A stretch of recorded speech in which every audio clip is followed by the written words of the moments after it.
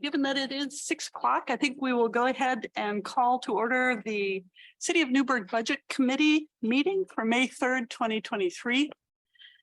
And Sue, would you do a roll call for us?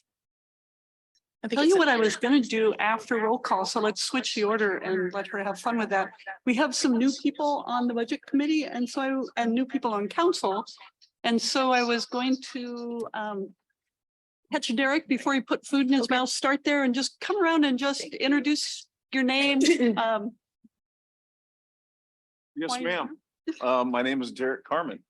And council member. I'm a council member from January. Yes, newly elected. And he has 3 beautiful daughters. 3 beautiful daughters and a go. beautiful wife. Thank you. Okay. Bill Rossacker, the mayor. Have a wife and 2 kids.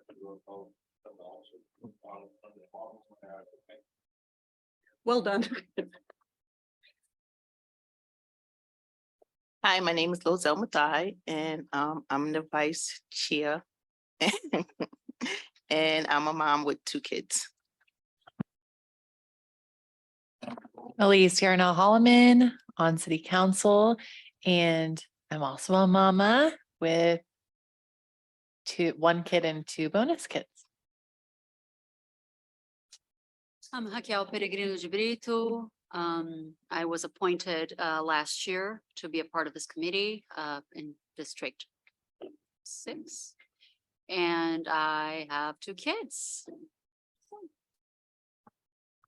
Molly Wilson, I currently chair, but will not be chairing because I am was appointed to council to fulfill Denise's final parts of her term.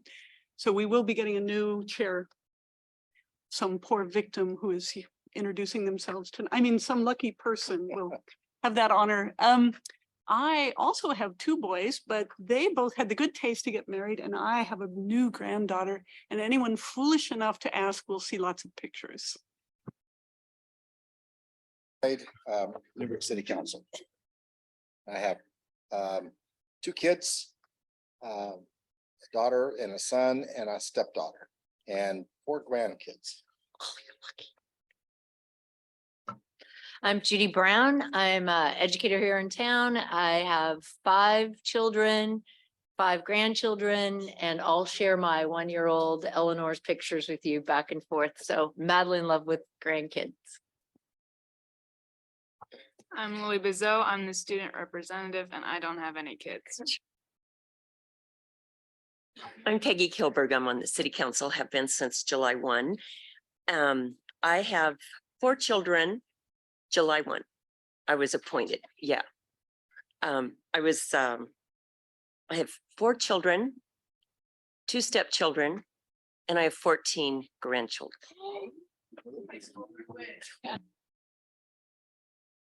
I'm Robin Wheatley, newly elected. I have 2 grown kids and 2 still in high school.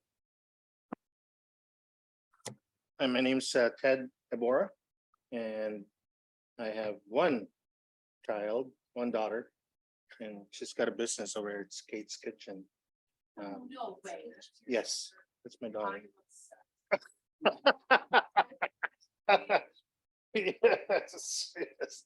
She's got a food cart over here in Wednesday Market, so we just. So He's gonna do like Filipino food today, I heard, or is that right? it's all gone. Oh. It's gone like in an hour.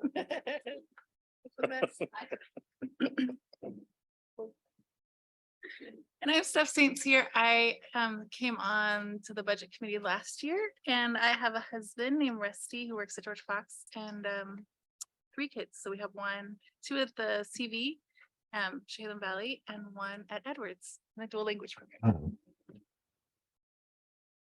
Will Worthy, city manager, and since this is indeed the budget committee, I think statistically the median number of children is approximately 3.1, if my math is right. And to add to that total, I have 2 grown kids and as yet no grandchildren. And for those of you who weren't here last time, I'm Katie Strode. I'm the finance director. Molly, we have Alex Nichols on the screen. Alex. Hi there, I'm I'm joining remotely. I'm Alex Nichols. I have a 6-year-old daughter and a 9-year-old son. Thank you, Alex. And now, how about a roll call? Okay, Madam Chair, this is for the May 3rd Budget Committee meeting. Raquel Peregrino de Brito. Here. Greg Minahan. Not yet. Okay, not yet. Judy Brown. Here. LaSalle Masthai. Yeah. Alex Nichols. Here. Teddy Bora. Steph St. Cyr. Lily Bazoo. Bill Rosacker. Elise Yarnell Holloman. Here. Peggy Kilberg. Here. Molly Olson. Here. Robin Wheatley. Here. Mike McBride. Here. Derek Carmen. Here. Excellent. Next on our agenda is the election of chair and vice chair. So it has been the policy of the city of Newberg that the chair and the vice chair are citizen members.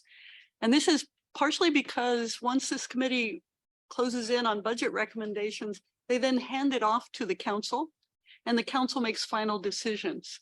So it is meant to make sure that we're getting full citizen participation by having the citizens run it. So I would like to take nominations for the new chair since I'm on council. Madam Chairman, Oh, I nominate Raquel. excellent. Other nominations? There doesn't have to be, but we have to ask. So anyone else dying to, This is nominations. you can't. No. But it's a lovely gavel. You get to play with it. No, okay. Excellent. Then, okay. Oh, come on, we have to vote. You know that. Let's take a vote. All in favor, say aye. Aye. Aye. Any opposed? You have it, madam. And your seating is perfect. Right? Would you like me to finish with the vice chair? Or would you like to take it over? You can take it over. Perfect. So there's a. And so now your nomination for the vice chair. Okay, so now we'll move forward with the nomination for vice chair. Does anybody want to propose a vice chair? I'd like to propose our current vice chair, Lozelle Mathai. Second. Any other nominations? Chair, who was the second on the motion? Okay, thanks, Peggy. Judy Brown, please.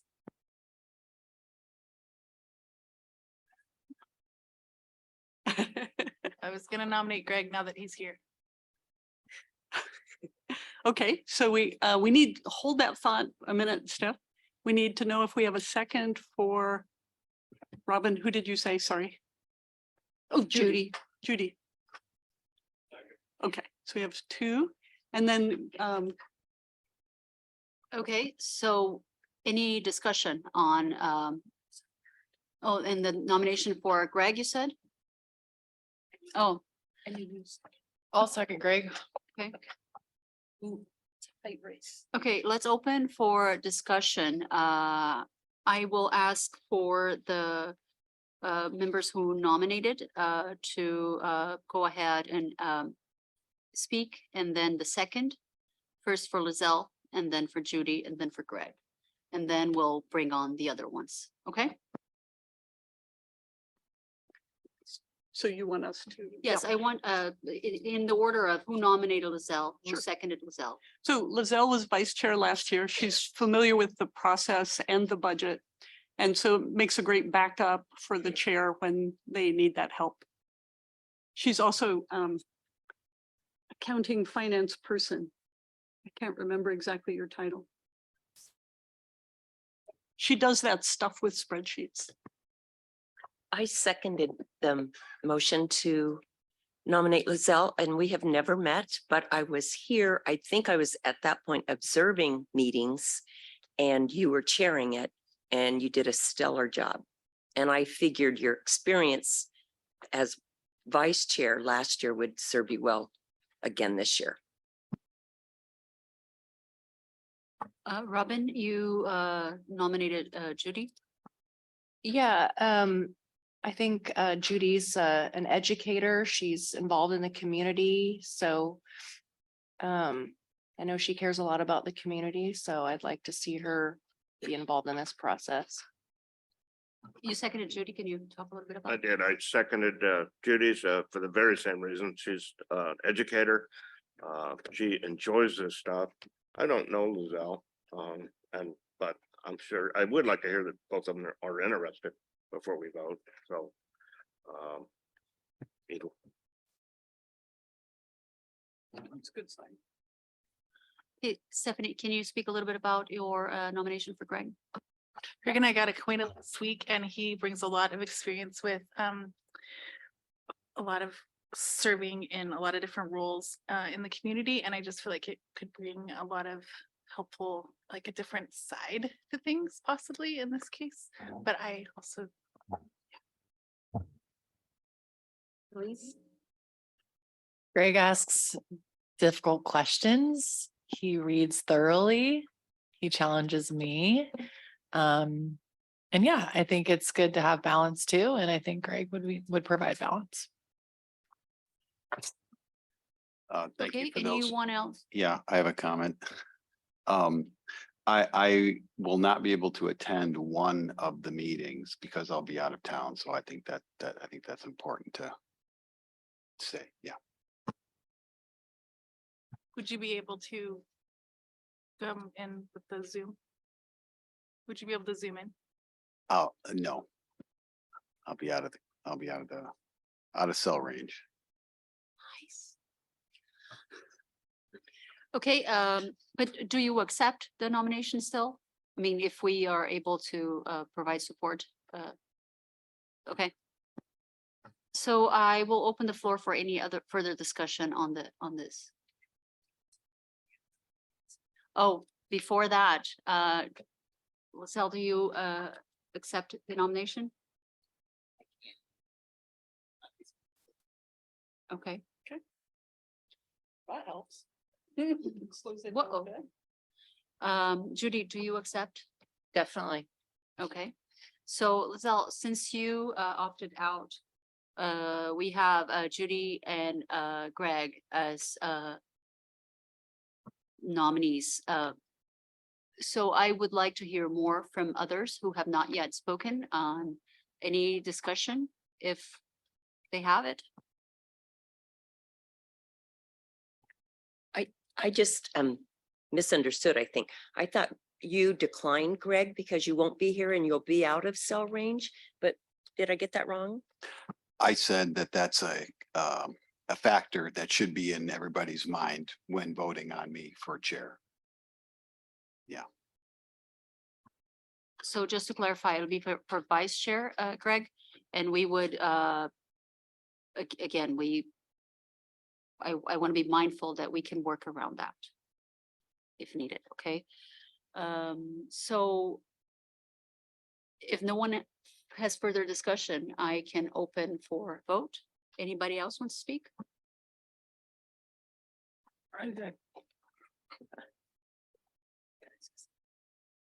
It's open. Okay. Greg, are you interested? I really don't like the awkwardness of like this, so I'm just gonna ask, are you interested in doing this? Is this something that you would like to do? Judy says she's interested. I think I would be probably maybe a better vice chair just because this is for vice chair. Okay, then sure. Okay, so being that you are interested in the vice chair and so is Judy, so I think we'll need to call for a vote. Being that the nomination for Judy came first, I will ask for all of those in favor of Judy stepping up as vice chair. Please raise your right hand.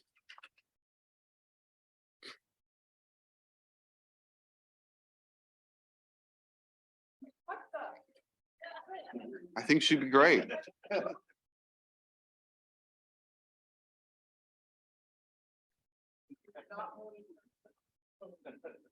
That's fine. So, so it passed. I will not ask for nay votes or for Greg votes since he himself voted for the other person.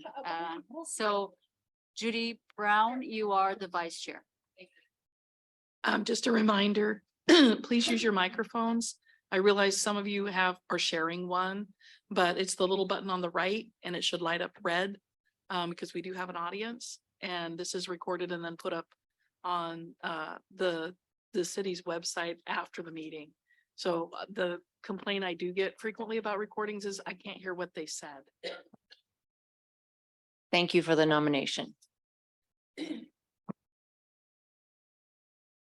Okay, so moving forward, we will start the process of the overview of budget and general changes. On to review of budget and general changes. Where we have a number of items to cover tonight, I will now turn it over to the City Finance Director, Kate Estrada. But before that, does everybody have a copy of the budget? Because I know I do not. I did not receive one.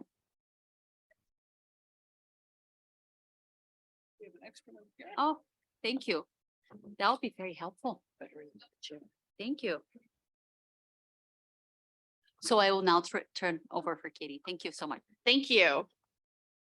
And I will turn it over to our city manager, Will Worthy, who's going to read onto the record the budget message. Thank you, Katie. Despite the new glasses, I'm going to try to figure out what I wrote myself. Well met. I'm delighted to introduce the budget for fiscal year 2023-2024. And it's hard to believe how fast this year has gone by. And in its wake, we have seen a whirlwind of change. Before we examine the items that are coming for the year ahead, I do want to take a moment to celebrate the staff of the City of Newberg and their tireless commitment to our Strive values that have taken us very far this year. Many basic shifts have occurred to make the team more cohesive, effective, and reassert decency, hard work, and renew our ethics. As highlighted last year, we rolled out new financial software powered by ARPA funding. During 2022 and the first half of 2023, the city has completed its shift to digital time recording, digital accounts payable services, finally putting us squarely in the 21st century. We are currently adding another module to the time recording system to create digital replacements for timesheets.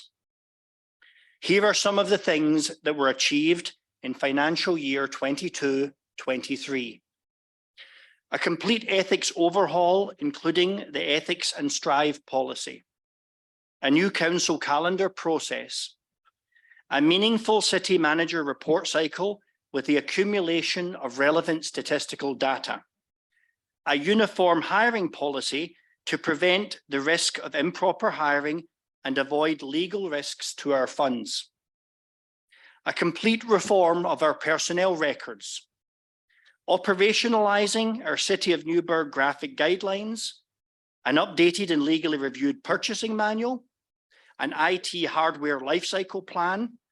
The successful deployment of the first ever modern intranet that the city has ever had in the form of a SharePoint installation. Huge moves to deploy the city's finance system modules in accounts payable and the payroll module. Switching to Tyler Technologies, the company that goes with these modules, increases our cybersecurity. And most cities take 2 to 3 years to get these steps. We have these modules up and we did it in 8 months. We added the financial mechanism of capital rollover. This mechanism allows department heads to carefully bank funds towards the future for equipment that might fail rather than having to crest a series of risks or crash into disasters because they haven't had funds accumulated. And we never had capital rollover before. What's next internally? Because there's not too many things left from the first list. First, a new emergency response management plan, which is almost complete with only appendices to go. This will be followed by tabletop exercises against any potential threats the city might face. Second, we are very, very close to completing our grants and contract policy and workflow. This will be a mechanism to formally ensure that finance and legal teams are on the same page as other departments when they obtain grant revenue or enter binding contractual relationships. This will be a part of our intranet, and it will be a place to store contracts, and it will have programmatic alert dates that will tell us when things are coming up for renewal so that we don't miss anything. Third, we have completed a draft of the new employee handbook with a Strive lens, and our objective is to have that rolled out in July of 2023, and it's currently under legal review. Fourth, we hope to roll out a communications and website upgrade control plan to further strengthen our internal processes and make our site far more customer friendly. As you may know, our current city website is archaic, the indexing does not work, and it has many features that make it inaccessible to people with special needs, especially around vision. We would like to upgrade the website to something that's compatible with screen readers and also that has a proper indexing system, so people can find things more easily. Soon you will be hearing a call to action throughout our community to try to do these things, and it is my hope that you will join our council to make these objectives a reality. Our work and organisational culture have come a long way over the last few years, and the staff are well positioned to carry out our mission to make the lives of our residents better and continue to keep Newberg being a great place to grow. Thank you. Thank you. And Sue, and whenever you can put that back up on screen. Zoom died, so give it just a second. Okay. Sorry. Wouldn't be a real budget meeting without technical difficulties, right?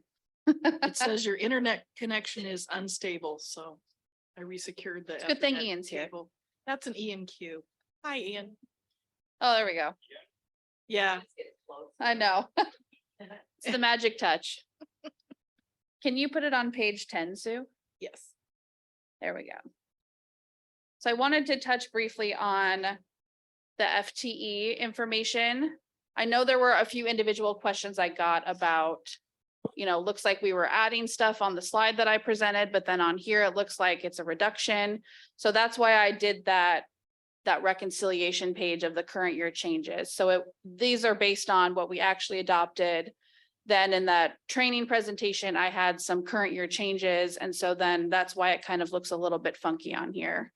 If anybody has any specific questions, I can answer it, but I think most of the people who had questions, I answered offline on this. But I'm happy to go over that again, if anybody has questions. So a quick question. Yeah. Great. As we go, we will visit these as we go through each section. Yes. Katie, so are you saying the numbers here on that page are correct? Yes. Oh, okay. They just look a little bit different than Okay. the training, because that's why I did the current year changes, because they're different than the adopted budget. So it looks kind of funny on here. Like it looks like community engagement is going down in FTE, which it is from last year's budget, but that's not how we currently stand, if that makes sense. I have one question. Yes. Little unrelated, but why is finance and court one department? It's typically that way just because court takes in a lot of revenue. And so that's just kind of a fiscal thing. And I think there are legal reasons why it can't be under the police department, because they're the ones issuing the citations and court is the one who receives them. So I think the other logical spot would be to put it under finance. Okay, and so I'm gonna start going through each of the funds. So tonight, we're just gonna go over the general fund and Fund 31, the Administrative Services Fund. So we're gonna go through each Katie. department. Katie, before that, let me do a point of order here. I just want to make sure that as you're presenting, I want people to feel free to ask questions. Absolutely. However, Also be mindful of time and wait for her to finish the information on the slide as questions that you don't have to ask me. If you can ask a question, just raise your hand and say, I would like to ask a question directly to her. I don't need to be a bottleneck on this, but I also want to be mindful of our time and also of the order that you have the presentation. Absolutely. Thank you. And then I also wanted to just kind of go over in general, unless there are major FTE changes like we have on here. I presented the COLAs at the training. So the Police Association is getting a 7% COLA. Everybody else in the city, the AFSCME and the non-represented are getting a 4% COLA. So that will be represented in all of the personnel services on here, as well as the PERS increases that we discussed at the training and the NERPS increases for their pension, as well as the health insurance increases for both Regents and Kaiser that we went over at the training. So we probably won't be going over line by line on a lot of the personnel services, just because those are the main metrics that caused all the changes, unless it's referring to something up here. So if we could go to page 14, Sue.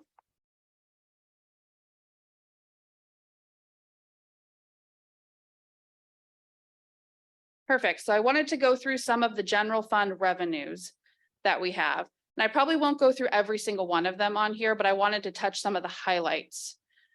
So obviously the beginning fund balance, we kind of talked about that last time. We're expecting a pretty similar beginning fund balance to what we have this past year. It's probably going to dip just a little bit just because of the class and comp study we did and inflationary costs of the general fund. But overall, it's pretty similar to what it was this past year. Our current taxes, so for that one, we get the 3% every year. And then we also have additional based on what kind of properties are coming on construction. So this one, we're kind of expecting about another 5%. Based on this adopted number here for last year, we are blowing that out of the water right now. So we're getting more than what we were expecting last year. So I kind of based our number for next year based on what we're actually receiving. And we did kind of a trend analysis to see how much we've been getting each year. So based on a lot of the construction happening and what we're expecting to come on the tax roll, that's kind of where we stand with that. Prior year taxes, it's kind of the same thing. Those are kind of what you don't collect and then end up collecting over the course of later years. The franchise fees, these are based on agreements we have with vendors. It's kind of a general right of way establishing a privilege tax that we collect. So like Comcast, for example, is one of the franchise we have for cable and telephone we also have. So we have just various ones that we collect here. And we've kind of based these numbers next year based on what we've collected this year. So those numbers can kind of vary. The local marijuana tax. So that is a city tax that we have. That's 3% of recreational sales, less than 5% admin reduction fee. So this year we've kind of received what we're expecting. So we're kind of expecting that to be, you know, about what it was this past year. Let me see here. Community development. So this one is a fee that we receive. So when somebody pays a building permit, we receive 0.75% of the valuation of the project. And that's a fee that we collect for our community development for the general fund. So because of permits that are coming in, we're seeing more business. We've projected to receive more revenue next year for that. Yeah, absolutely. What's driving that huge increase from comparing it to the actuals from 21, 22?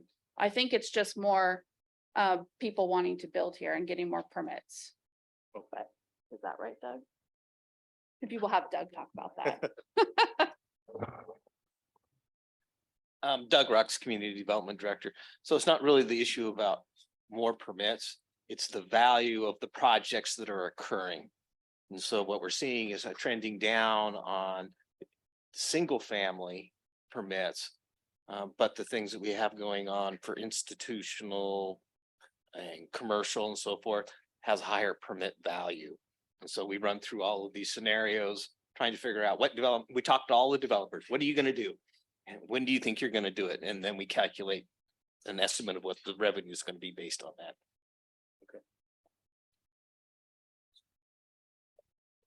Better answer from him than me. The next one is police grants. So this is just the other half of our body worn camera grant. So we received half of that this year, and then the next half we're receiving next year for that program. And then you'll also see on here the state liquor tax, the state cigarette tax, the state marijuana tax, and the state revenue sharing. So those are based on taxes on those items that the state collects, and then we get a portion of that. Each city gets a portion of that revenue. And so those projections on there are based on the state's projections. So those are usually pretty accurate. And then we have our Dundee contract. So we have the Dundee planning contract and then the Dundee communications and police contract. So those are our services we provide to the city of Dundee for planning and then for policing. And then for both the school district CET admin fund and the park SDC admin fund, those are fees that we charge as a pass-through to collect those on behalf of those agencies. So on behalf of CPRD and then on behalf of the school district, we pass through and collect an admin fee for that. And then we have the school district SRO fee. So right now they pay us a very small $35,000 fee to have a full-time SRO officer at the school district. And then we also have forensic services. So that is a contract with the city of McMinnville. They also have other things where they might contract out with other agencies where they do forensic work here and we get paid for that work. So that would be recorded in there. We have the CCRLS payment for the reimbursement. That's quite complicated, so I'll let Corey talk about that later because it goes along with the payment that we also make to CCRLS. And then we have our traffic fines. So those are your citations that you receive for speeding and other and other things. We're expecting that to kind of stay about the same as what we're doing this year. Not a huge increase, but the opioid settlement, that's a new one. So we received opioid money this year and we're expected to receive opioid money, I believe, for the next 18 years. So I budgeted a similar amount. I'm not sure exactly how much we're going to be receiving every year, but I budgeted a similar amount to what we received this year. So we'll see how much actually comes in. And then, oh yes, of course. Maybe just real quick, that money has very specific use attached to it. Yeah. It does. Okay, I'm gonna ask a question too. So I know we gave the money to the school district this past year, which is great for a second SRO, but where would that be accounted for? Because it was still says 35,000 for next year. I don't believe that made it into the budget because that hadn't been signed. Discussed. Yeah. Yep. And then the last one on, Just to confirm, Oh, and this 157 is, well, it is that money, around that money Yes. from that grant. yes. There's actually two, yeah. We received that money this year and that this year's money is what went. So that is what we're expecting to get next year. Because it doesn't say that in the it doesn't say 153 or whatever it was in the adopted 2022-23 under the opioid settlement. That's why I got a little confused. Yeah, Yep. exactly. It was just money we weren't expecting. Yep. We wish that would happen more often. I know. Surprise money.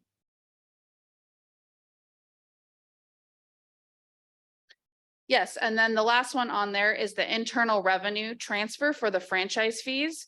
So those are internal revenue charges that we do for our water, sewer and waste, water, sewer and stormwater funds.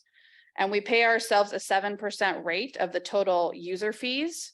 And that's just part of our charter. So it's part of the internal fees that we pay back to the general fund for the usage of the franchise fees for the water and other utilities. So I think that's all I have for the revenue. Does anybody have any other specific questions about the general fund revenue? Okay. Can you go to the next page, Sue? Maybe a couple more. Hold on. Yes, that's good. Will, would you like to talk about this one?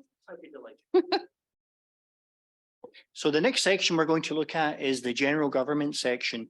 And it's a little bit unusual because most of our sections in the budget have a staffing component in a very direct sense, whereas the general government is the part which is used to cover expenses created by our elected officials. So this is the area that we would draw upon to cover council expenses. And of course, you can see there is the small amount of money for councillor compensation, not nearly enough in my opinion, given how hardworking these guys are. And you can also see there that there's a few other items. We have in the second section under expenses, we have dues and meetings. So that would cover any attendance by councillors to things like conferences or training events. And we used a lot of that money this year to help train new councillors. And then also there's professional services, and that would be if the council desired to engage directly with a consultant to do a certain task. Maybe if they wanted to run a town hall event and they wanted somebody to facilitate that, they could use that funding. And then another thing that's frequently used is the community support line item. And the community support line item is to deal with those things that happen from time to time when the mayor or council receive a request. For example, we have a very, very good and needful dog shelter here in town. And from time to time, you may receive a request from them and you may decide that this would be a good thing to support should you decide to do so. And if you did, it would come from that line item. And so the other thing that's on here is transit services. So our local transit authority, we have traditionally supported the transit authority to enable it to do its work. And that's where that line item comes from also. So that's a good overview. No real changes for this year, but it's good for people to be aware that these funds are available to use for these purposes.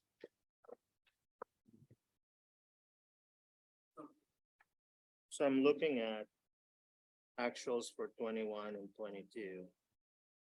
And we only use about 5,800.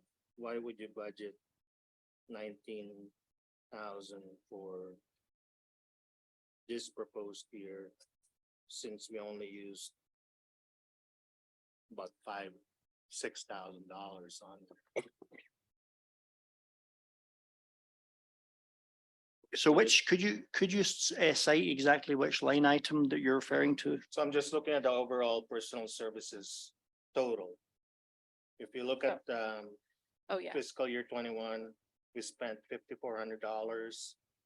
We spent $5,800 in 22. I can explain that. Yeah. So the reason is that there was a change in council compensation and it actually was upped.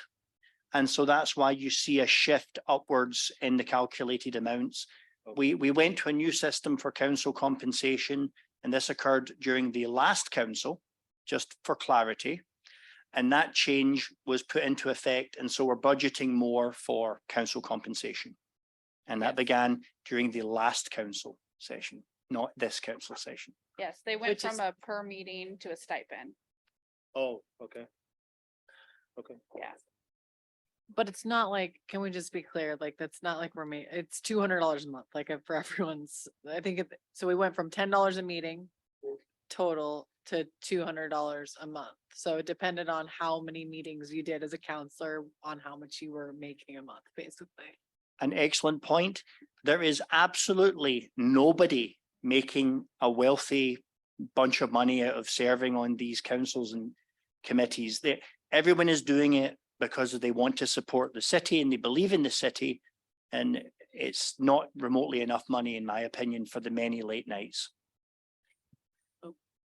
Money aside, it's very handy when you get a 500-page document, because I cannot read them on the iPad. And I take it to a printer and it costs $70 or whatever. So it's nice to have that fund so that I'm not funding the city. Appreciate it.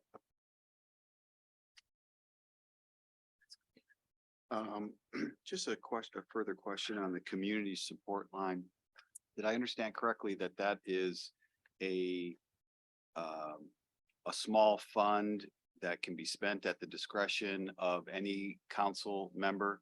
I'm just wondering, is there any protocols around that? Is it only for 501c3s, or can it be for a I've never business? heard of this Is it, in is 6 years. I've never heard of this. There you go. it my understanding That I that could this is just a ask for it. consensus, right? There's a vote in the council that, but that's a great question, whether this goes for a 501.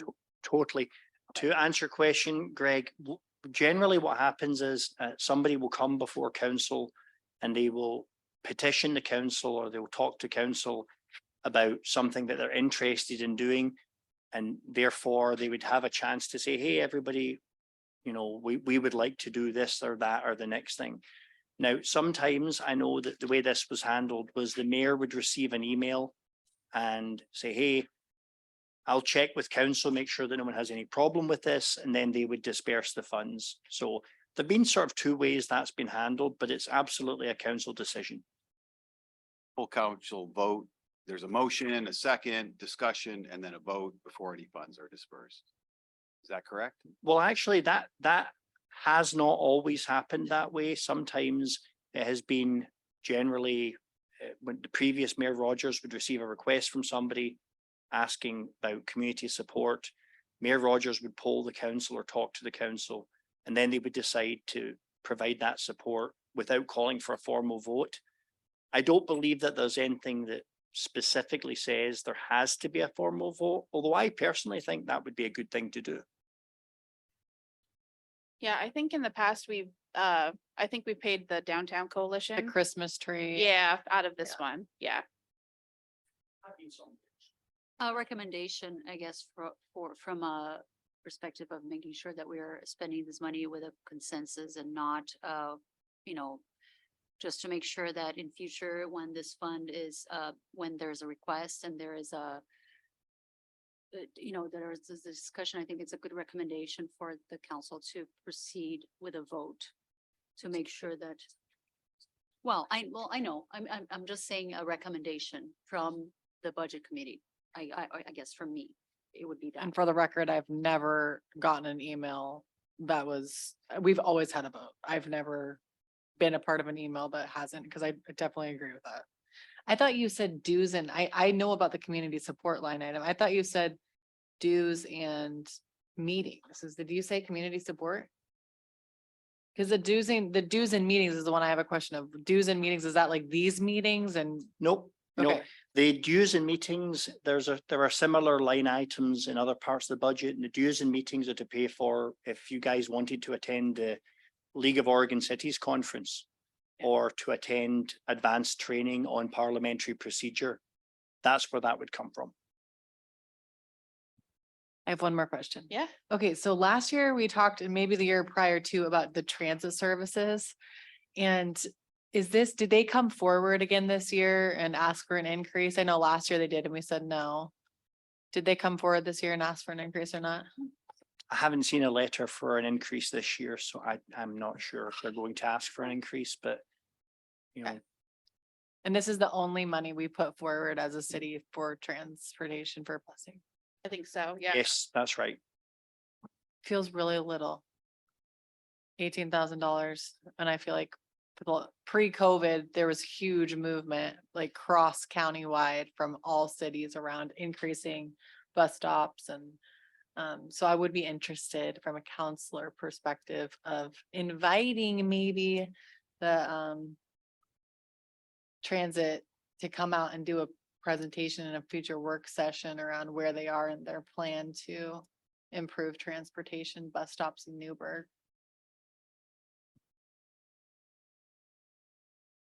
I can say that we did receive a letter from them and we paid the amount that they asked for.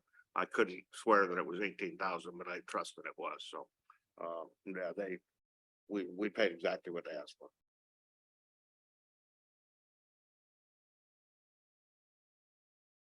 You have a question? Maybe just a comment. I have heard that the transit is very expensive and not a whole lot of people ride it. So it's, yeah. That's my comment.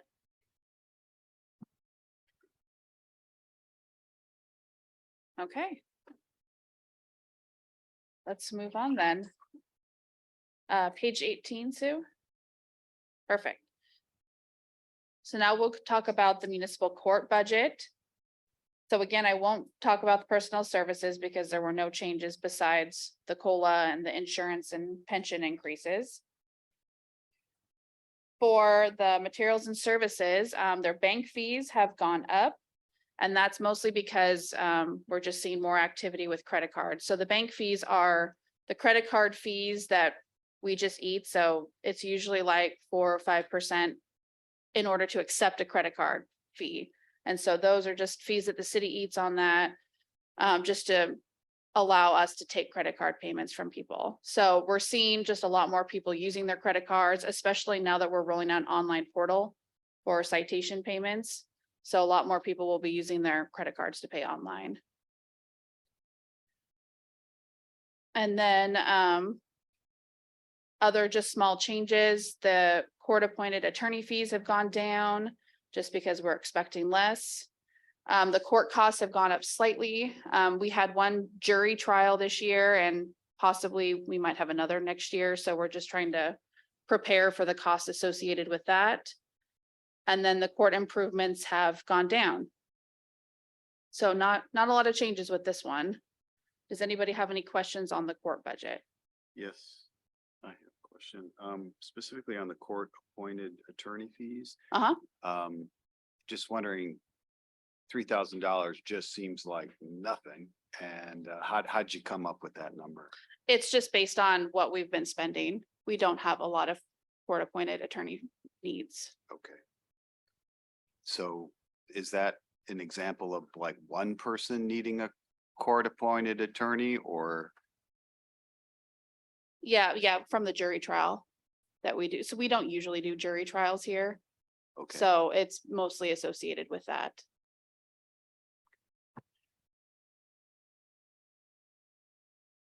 Katie, one quick, do other departments also have bank fees? Yes, And, departments that accept money. okay, Yes. so that's an interesting area to look at some point. Yes, it's been on my radar just because I did an analysis last year and we pay about $200,000 a year in credit card fees just to accept credit cards. Yeah, so it's quite a lot of money. And we have pretty good negotiated rates with our vendors on accepting that. So it might be something that council may want to look at in the future on that. And I think it's important to remember that many of these items that you're going to see in the budget is not a policy decision. Policy decisions happen when the council votes on things. So policy decisions flow into the numbers. The numbers are what the numbers are. So for example, if council decided to have a work session to discuss not allowing credit cards unless the person ate the cost themselves, if council decided to do that, then that would change the numbers, but that would be a matter for council. So that's the difference between the finance and the policy. I don't think you can do that legally. I mean, Visa does, my understanding is that Visa does not allow you to do that, just for the record. I mean, if you accept payment, you cannot charge extra for using a credit card. People do it all the time. They said, Well- here's our price and you get a 3% discount if you pay. Well, if Visa finds out with their flag on it, it's a big no-no. But all of that to say that it's not out of for the council to have a discussion about, hey, now that we accept credit cards, the fees are going to go up because it is cost of doing business via credit card, just to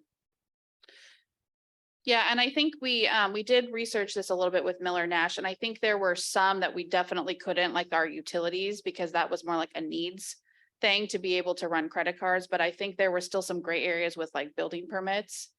Or maybe a dollar threshold, I think was maybe, To be clear, I was referring to the construction ones, not folks struggling to pay their power bills. yeah.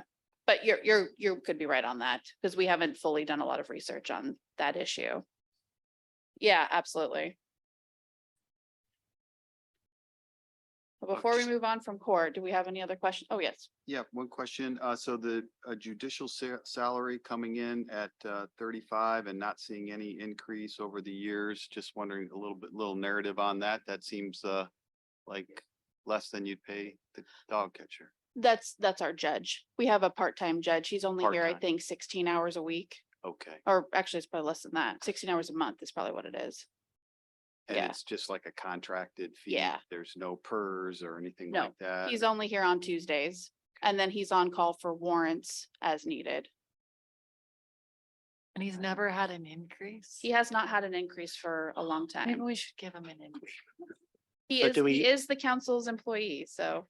The other thing is just, because this comes up every year, the judge line item comes up every year. We did a compensation study and he is still above market rate. Yeah, okay, Okay, moving forward. excellent. No more questions. Go on. We will move on to police.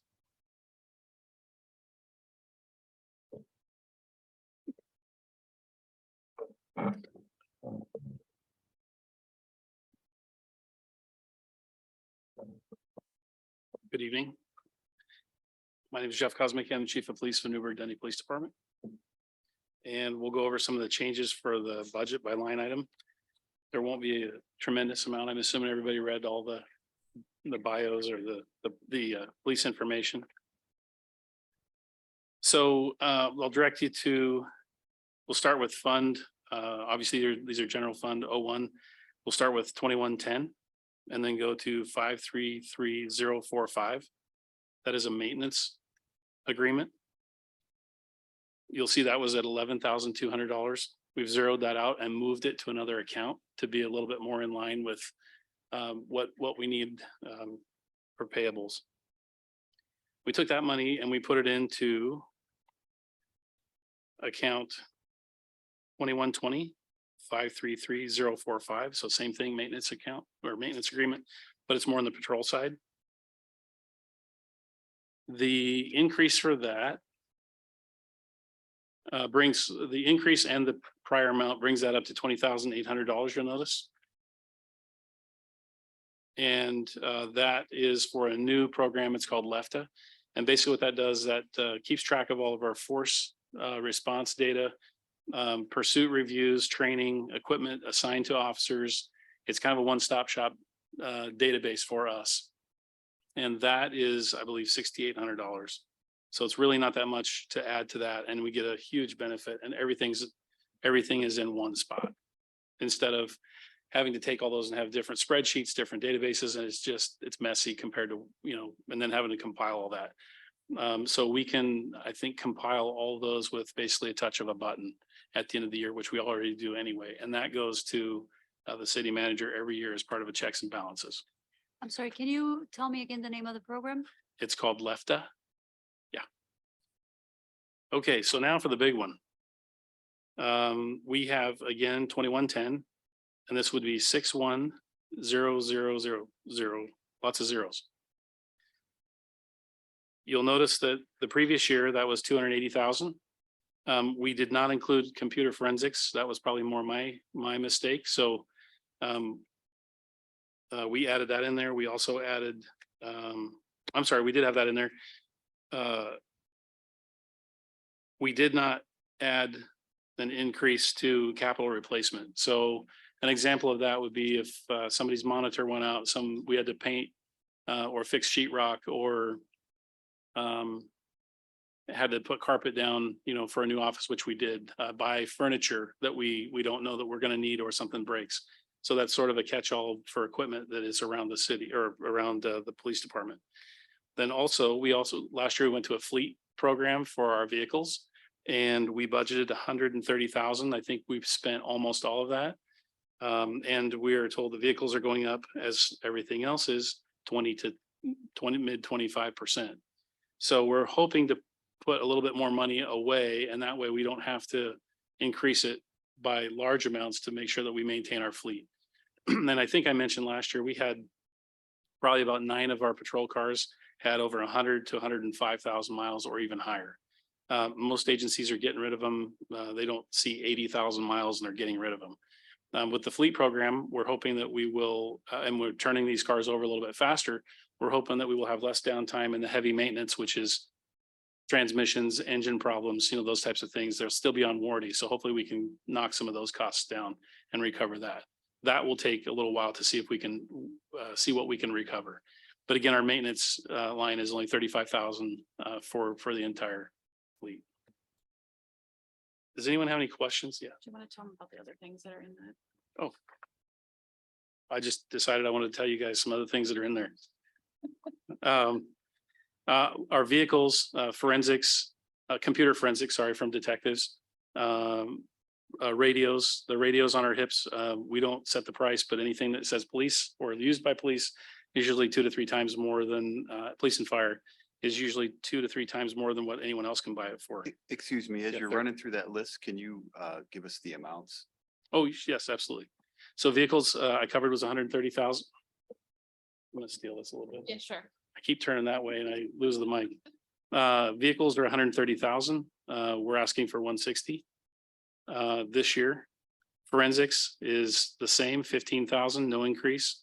Radios, the same, 40,000, no increase. MDTs, which are their mobile data terminal, anything that connects to them or hooks to them for our mobile data terminals in the police cars is 15,000, no increase. Body worn cameras is 80,000, that's no increase. The I'm sorry if I'm going too fast. The capital replacement was 0 last year. And we adopted 20,000. Basically, that's for the whole entire building. So like I said, this year, we replaced some desks that were in need of repair. We did use Oregon Correctional Institute so that prisoners built our desks. And that's it. That totals to 330. And that's what shows on your budget in that account. And the 80K was for the body cams? Yes, body worn cameras. And is that additional body cameras or body cameras that have already gone bad after 1 year? No, we're putting money away for the next generation of body cameras and paying some out of this as well. Yeah, so some of the capital is like a savings. So like the radios will need to be replaced in 5 years. So we're trying to put away money each year and then roll it so that when we do have to make these replacements, we'll have funds available. Okay, so this is the change that you made to the overall allowing departments to Yes, bank for future. exactly. So then they had to provide a data table showing the equipment retirement dates and when that replacement would occur so as to begin to bank it. Because traditionally what the city of Newberg has done is not do that and then everything breaks and oh no, it's all broken and they come to council and they're looking for $400,000 to $500,000. So that's kind of that's the culture shift. Let's save up for stuff. Like, remember last year we had the whole IT attrition conversation? Yeah. Well, I think a couple years ago, I believe it was you specifically that asked, aren't you guys putting money away like a normal business? Yeah. And I think that was probably 3 years ago. I remembered that comment.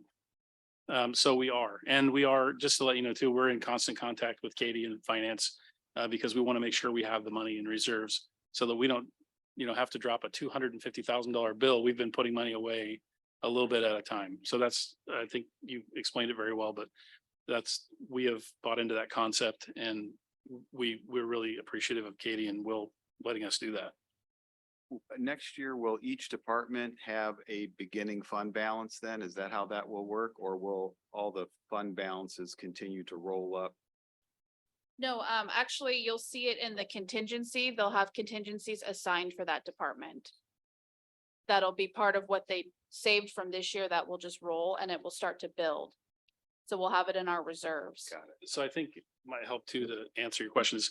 Like this year, we're projecting to reach out of that fund, the 208, we're projecting to return or to put away $93,000 in those accounts. Yeah. So we're going to use some, but we're also going to put some in a savings account.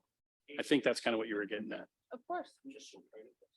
Okay, so this is actually based upon the work of Professor Lazenby and his groundbreaking theory about allowing departments to behave more like businesses and enabling this capital rollover concept. It was an academic paper.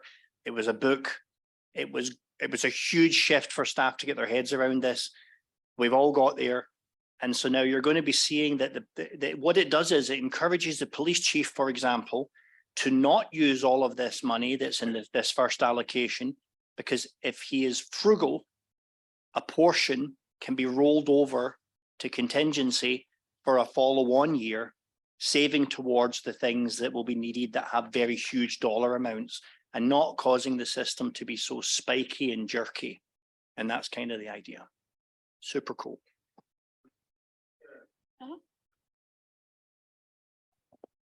Sorry, really quickly, just about this. So so contingency that I get that, but are we additionally budgeting for depreciation for like IT equipment, or is this that? This is basically a combination of that, yeah. No, this isn't depreciation. No, but we take That's into an it. expense. And it falls on a different place of the budget.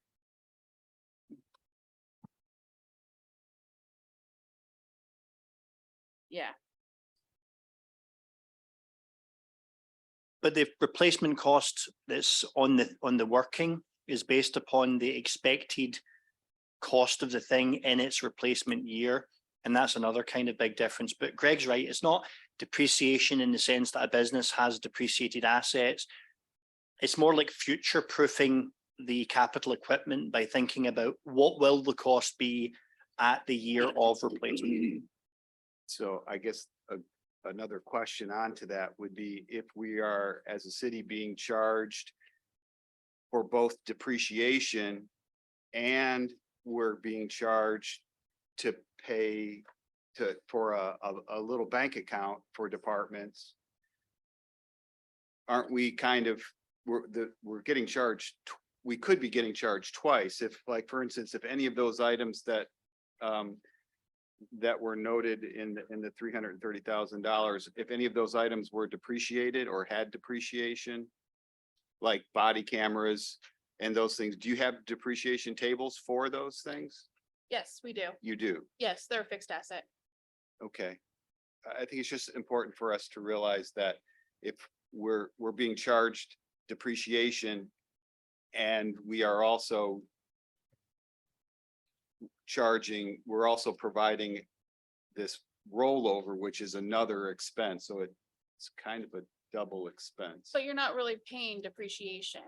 It's not a cash outlay. Yeah, it's not a cash, yeah. I get that. It's just a journal entry on the books. It's not really a budgetary impact. Right, and you're right, there's an accounting nuance there, but the reality is that when the time comes to buy the equipment, there has to be the capital funds to buy the equipment, and that's something that we just weren't doing properly. So those of you who followed our budget committee for many years, you'll see that we kept falling off a cliff again with HVAC, with computers, with servers, and we're trying to not do that. And I think it's all of our taxing districts in Newberg should have a look at Professor Lazenby's work and see if they want to adopt that method of thinking. Did you have a question?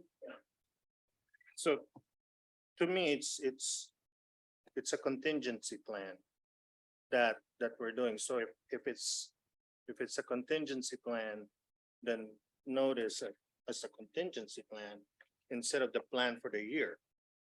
Because I mean, you're saying that, oh, if the body cams break, then we'll buy it. but it's not really planned on that year. So it's not really part of the budget for that year that we're doing it. If it happens, then that's why we have a contingency plan, and that's why we've got a reserve. So here, it's not representing what we're gonna be doing for the year. It's just saying, oh yeah, we want to do it. If it happens, we'll do it. If it breaks, we'll do it. If it doesn't, then we'll carry it over, right? Yes. So to me, that's confusing. So partly it isn't contingency. I was in IT for years. And so when I came into this budget committee and they hadn't put anything aside and they were buying spare parts on eBay because nobody made it anymore, you know that this equipment has a useful life. Right. So it's not a risk, it's a known. What you want to do is say, if it's 4 years from now, I have to replace that body Right. cam, Yep. I'm going to put away 25% of the cost every year. So in 4 years, that reserve will get used to replace that. So it's really not normal breakage or maintenance. It's really for replacement cost. That's the idea anyway, so that when you hit that wall, we don't get what we got last year. You remember in ARPA, well, we had to replace our HVAC, so it wiped out our fund. Could you replace our fund because we didn't save up to replace our HVAC? We're trying to avoid that. But you're just saying that you think it should be in the contingency line Right. item. Like, I think we're all saying the same. You're just saying it shouldn't be in that specific line Right. item. It'd make more sense to have like a police contingency, which either way, I think we're all saying we need to be planful. We need to put money away. We want to have cash on hand. Great. Yeah. But you're saying the rollover for the next year, when not spent from that line item, will flow over into contingency. Thank you. This is Alex chiming in. Is there a possibility to use depreciation schedules for these items as a plan rolling forward? For example, if body cam has a 5-year depreciation schedule, can you plan to amortize that $80,000 over those 5 years and use that as a guide for each respective piece of equipment? For me, philosophically, it makes a lot of sense to be banking money for this, but I think we can put some clear guide rails on based off of the expected lifespan and the cash outlay for said equipment. I agree with that completely. It seems as if that this is depreciation that we're funding. And so I'm curious as to where would depreciation be on this police budget? Is there a line item for that? No, I think you're confusing accounting versus budgeting. So with budgeting, you don't have depreciation expense. Depreciation expenses is a auditing and accounting term that you use, but it's accounted for in your other materials and services. So it's not an additional cost. It's just a separation of expenses. And again, I can I do say think it can be something as a a- great guide rail for it. He's suggesting that depreciation is a good. I believe he's suggesting that depreciation is a good place to start for what you save for replacement is all that I think he's suggesting. Being in public education for a long time, this is a really good practice because we didn't do that. And being a business teacher, you need to look through all the process. Like if they break, you need to have some funds. You don't want a police officer to go out without a body cam. So I think it's a great practice, and I'm not sure all the line items, teaching accounting, yeah, we might need to put depreciation someplace else, but you're saying it doesn't need to be there. So we don't need it. Yeah, I think we're talking semantics here. The important thing from a budget perspective is that you will have taken the steps to foresee these costs in the next 4 years and divide that into your budget so that you can account for that. So I don't know if I want you to be able to move forward. So I will table any further discussion on whether it lies here or there or anywhere so that you can move forward with your presentation, if that's all right with everyone.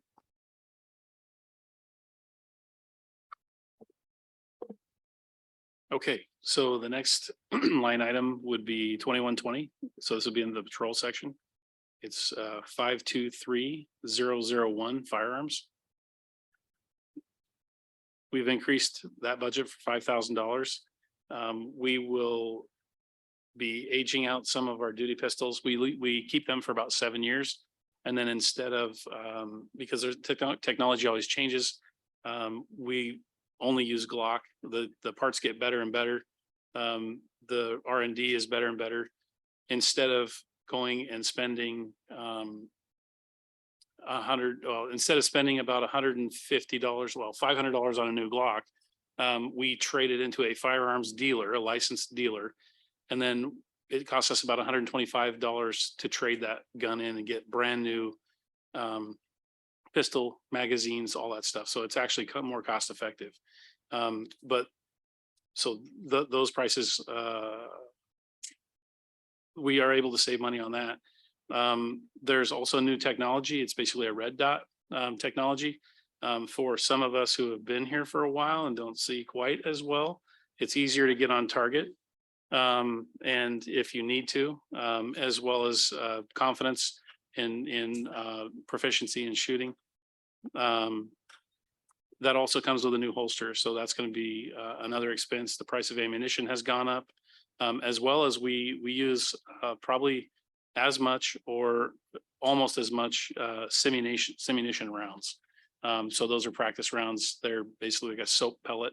You have to have a special pistol for that a regular ammunition round will not go in for obvious reasons. And then we're also adding a couple of patrol rifles as well. So that's the reason for the increase in expense.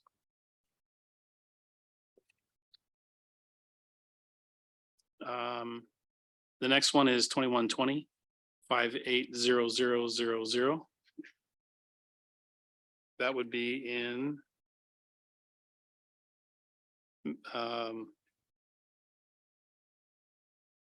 Professional services. I'm getting there. Hang on. See, that's why I need a red dot. Professional services. Yeah, professional services. I've got it marked here. It's only in red, so that's why I couldn't see it. So that is for the chaplaincy program that we are going to that we are adding should this pass. I've got a contract all set up. It's with public safety chaplaincy. I did some comparisons. They were the best price for not necessarily the cheapest price, but they have the most robust backup program as well. Chaplaincy programs can be denominational, non-denominational. They also help us. It'll be inward and outward facing in that if an officer is struggling or an employee, actually, I'm sorry, I didn't mean to just for officers, dispatch and support staff, that would give them someone that they can talk to that's basically walled off.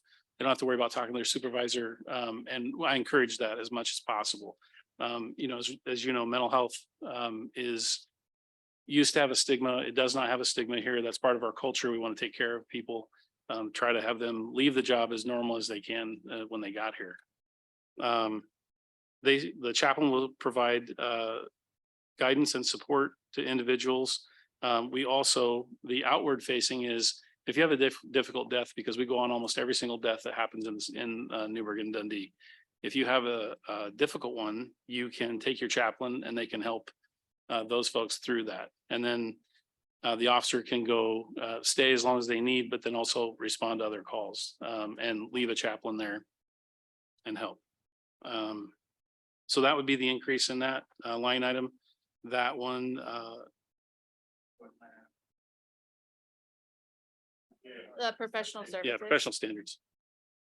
Services. 012120 580000. Question, Jeff? Yeah. There was some discussion during ARPA about investing in drones for kind of surveillance in dangerous situations and stuff. Did that make it into patrol or? We did not ask for that. We went and asked for a grant through Austin Family Foundation. And I think we're going to get it, but so we went a different route. We did get ones that are compatible with our body cams. So obviously you want as much stuff connected as possible.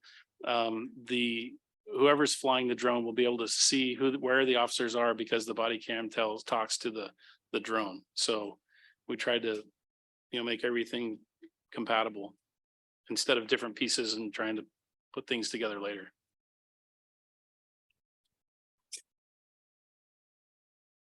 Regarding the chaplain, you mentioned it was a non-denominational. So is the person already hired? So I have a contract already. However, it is in contingency. If this gets passed, then we will be able to move forward on the contract. It's already been approved, other than it's not budgeted for. Okay. And is there any mental health support for police officers? I heard you say that this might be used sort of as mental health. Just a little red flag there. As this isn't a mental health professional. Correct. It is part of our peer support program. We also have, so we participate with first, oh gosh, I can't remember the name right at the moment. But first responder first, that's what it is. And through them, we get all our training because you have to have attended classes, certain classes by ORS to make everything confidential except for a few things. If someone was contemplating suicide, then that doesn't count. As an example, then they would need to know. They would need to let us know. But so we have a peer support internal team. And then we also have a clinician that I don't know if they've ever been used. I don't want to know. I mean, I hope if an officer needs it or an employee needs it, they do that. But that's not something I'll ever check on or yeah, if I get a bill, I'll pay the bill. So. Point of order. We are here to discuss the budget, not the policy. If we could stay to the budget itself, this will move along a lot better and we'll get out of here. I appreciate your commentary, Chief. Thank you. Yeah, move forward, please, Jeff. So Point of order. I'm requesting information about expenses, and I don't think I'm out of line on that. I think your question was, why is this a chaplain and not a mental health service? And Chief Kosmicki was explaining that there is support for mental health, and this is an additional service that is not only mental health, is also related to trauma, and it's a different support that he is trying to provide for his team. Is that correct, Chief Kosmicki? yes. So no changes in 2130. That's no increases. If we go to support services, 2150. If we go to contractual agreements, it's 533000. That's an increase in $9,000. And that is a evidence software. It's called File on Queue software. It brings evidence into the current decade. We, as an example of the previous software, I couldn't count how many pieces of evidence we had to physically hand count. And as you can imagine, that takes a lot of manpower. And one of the other things that this does is, well, if you have any questions, let me know. It's a much more modern software that manages evidence, and we're able to track things much better. And is this just is it a one-time fee for the software, or is it? It'll be it's reoccurring. yearly? Yeah, Okay, it'll be reoccurring. Maintenance agreements, this will also be 2150. These are just small maintenance agreements. You can see it's not even $2,000. Sorry, 2150, 533045 maintenance agreements. It's a very small increase, and those are just maintenance increase. We don't have any, we're not adding anything or to that.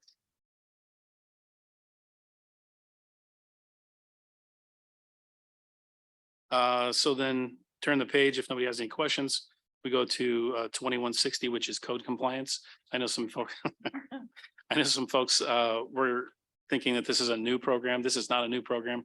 This is just newly moved under the police department. I think we're better structured to manage that. So no uniform for them? Say that? No uniform for them? No police uniform whatsoever. Okay. Polo shirt and a nice pair of pants. We do not want them to look like a police officer. Okay, so if we turn the page, we go to 2310 and communications. Page 28. Sorry, page 28. If we go to 2310 533-045, that's contractual services.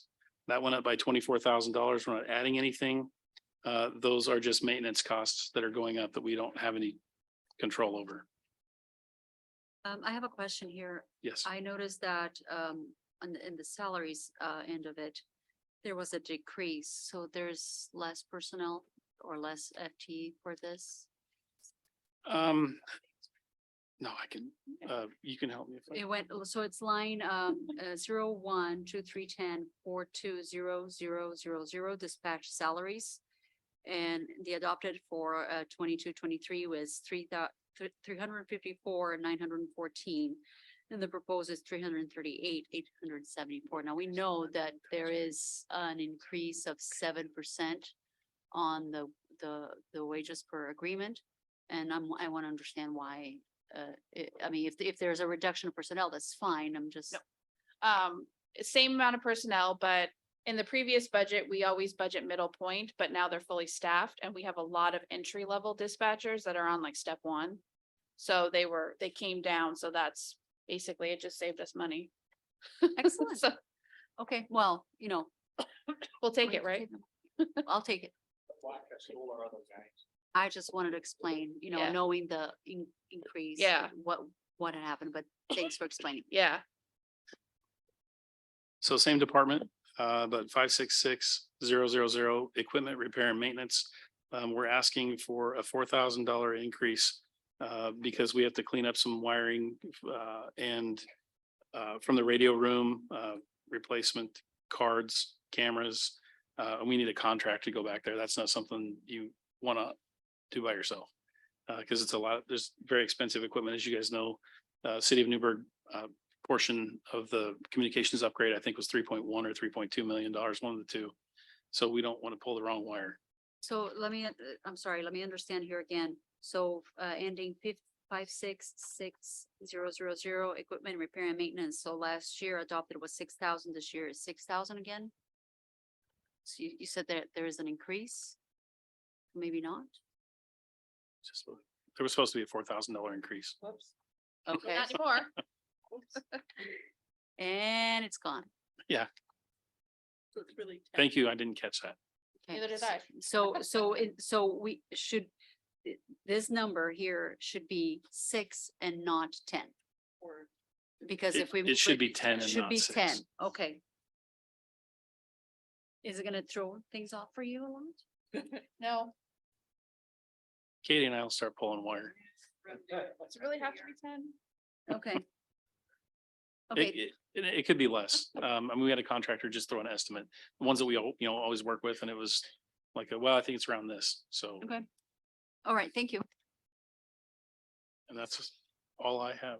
Yeah, Fund 1. cost me $4,000. I've got a couple more questions. Just on the mental health resource team, I'm just wondering, how is that resourced and how do you determine sort of the resource levels? That and particularly the domestic violence response team? So Responder First is who we contract with. They came in and basically put together a process, who was interested. Then it was all internal without any of input from me, which is the way it's supposed to be because it's sort of handed off without any influence from the administration. Did I answer? So I'm sorry, So- what line are we talking about? I don't know where the line is. I'm not sure where you will find the resource for the mental health resource team, domestic violence response. Yeah, so we do not determine what goes in these line items. We are just reviewing the budget as a whole. So and we are not to make a determination on how these are to be resourced. We are just to approve what has been presented. So I'm trying to find out from you where. Yeah, what line item is? are I'm you trying to talking about? evaluate how, if our mental health resource team and domestic violence response teams are adequately resourced. And this is not up to us. That is up to them. I'm sorry, but it is. What is the purpose of a budget committee if we're not asking questions? I thought that's why we were here. We can ask questions. It Uh-huh. just needs to be related to a line item. So he's asking questions that are related. He just doesn't know what the line item is. But I am really confused by what the purpose of our role is if we are not here to ask questions. My understanding of the question is he's trying to understand policy on how the department is staffing. And that is not our role. Our role is to approve a budget that they present to us. I could very well be wrong, but I was hearing him say he wanted to make sure that there was enough money for the domestic, I'm sorry, Greg, I don't want to speak to you, but that it was covered. And I thought that was our role here, is just to ask questions as accountability. So I apologize if that's, but I'm frustrated that as a group, we should be able to ask questions, and that's seems very in line with what we should be doing. We have to ask questions. I'm not saying let's not ask questions. I'm asking you guys to be mindful that we are to ask questions on a budget that they propose. We are not to influence policy. No, Policy. And it's totally okay to ask for staffing levels and the justifications for staffing levels. That's part of the role of a budget committee, truly. Chief, I maybe a couple thoughts. I'm not sure it's clear that you're using your police force as your internal, I can't remember what you called it. Yeah, peer support. And so those are people already being paid. And the other thought, maybe it would be worth, I think Greg was thinking maybe it was additional staffing, but it might be an interesting conversation maybe to have later. I know you're super about spending time with people who have questions. No, I think let's go ahead and find out where is the staffing for mental health supported line item in this budget? So that's not actually in our budget. First, I get it mixed up. Responder First is a mental health program that is paid for through the county. They pay for all of the police departments. That's what I've been told. I know they pay for ours throughout the entire county. The domestic violence response team, I think, is you also asked about. That is just an incorporated cost within our patrol division. Those are two totally separate teams, if you want to call it that. Domestic violence, we have officers that are specially trained that go to these domestic violence scenes. And I won't go into the whole series on what happens, but we have a very high success rate of prosecution and holding people accountable. I want to say it's well above the 90% level when we go to domestic violence, we make an arrest. And that's supported through the DA's office. So I would say that cost would be just line item patrol staff. We don't pay for Responder First, but we participate in that. That is another internal team made up of our officers who have gone through a process with Responder Life. And they put that team together. And since we have 24, and it doesn't have to be police officers, we have record staff, we have dispatch, we have police officers that make up that team. Just like we have when we have firearms team, the firearms team is not in the budget other than it's their salary and they're on a special team. They don't get any money for that. Domestic violence team doesn't get any extra stipend or money for that or percentage. Peer support does not. And that's another thing you're not asking, but we would respond if McMinnville had a traumatic incident, we would respond and help them. So it's a smaller team for us, but it's really a big county-wide team. So if something really big happened, we would be able to pull more resources. Again, same with the chaplain. Thank you. And so the mental health resource team is not city employees. No, they are. But they're not police officers.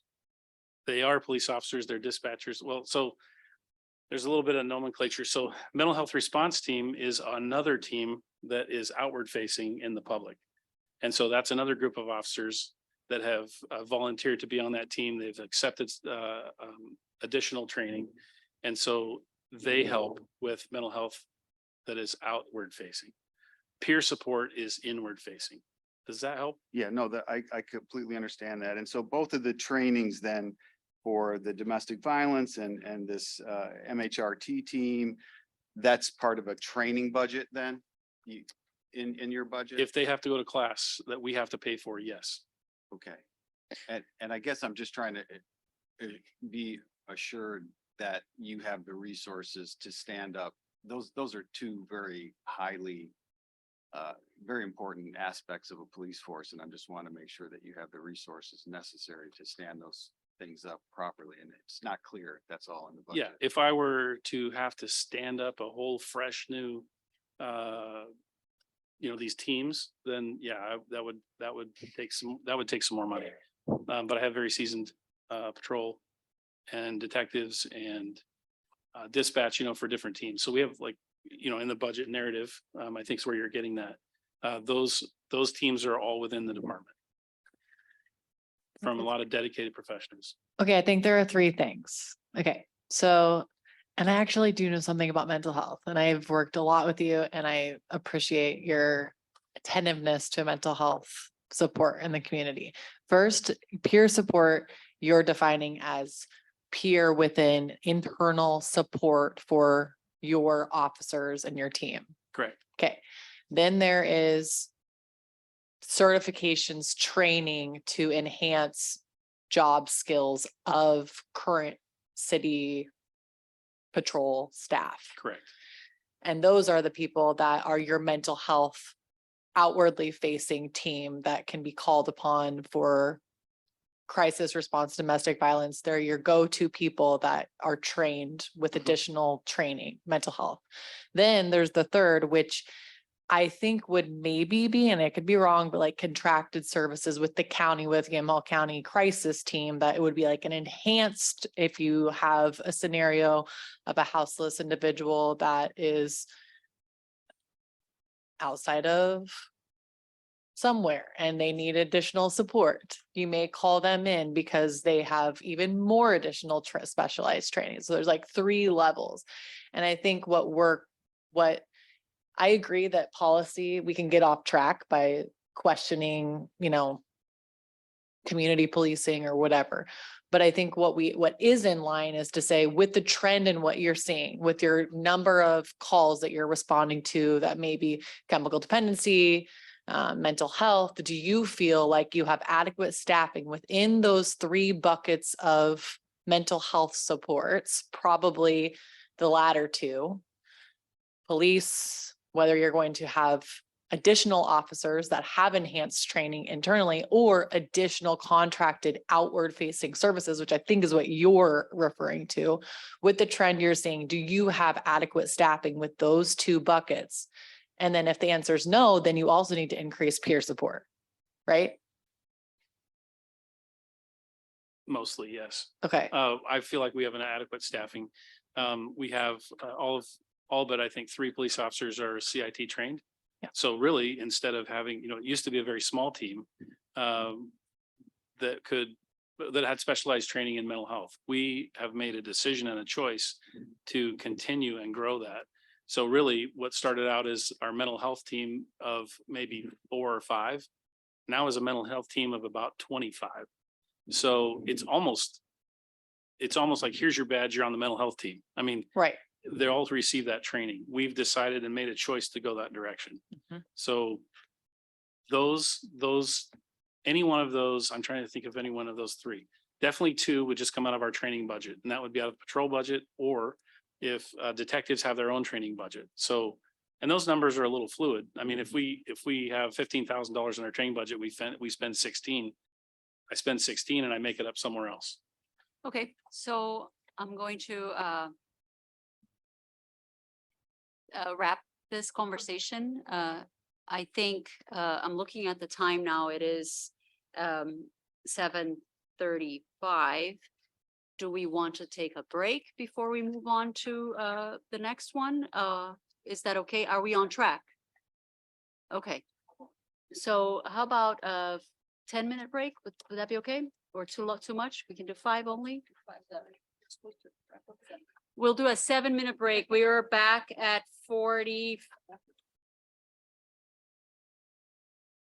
Okay, so we are moving forward to general fund 01. Yes, now we are gonna be with the library. And I will let Corey, the library director, take over. Good evening. I'll try to keep this short. This year, the library's budget requests are minimal. As you have seen, most of the budget line items have stayed the same as the previous budget year with minimal adjustments for increases. Two changes to mention include the Chemeketa Cooperative Regional Library Service increase in fees, which is 013120542001. And this is based on an agreed upon formula, and it's a little complicated. So I've included the formula on page 30 of your budget this year. The library is also requesting additional funds for capital outlay this year to be used for additional cameras outside the library. On the south side of the library in the amphitheater area outside the children's library, there is no visibility from the street and limited or no lighting at night. We know from drug paraphernalia and other items found outside, there is a need for cameras to dissuade people from using those areas for unsafe purposes after hours. The library staff continued, and that was 013120610000.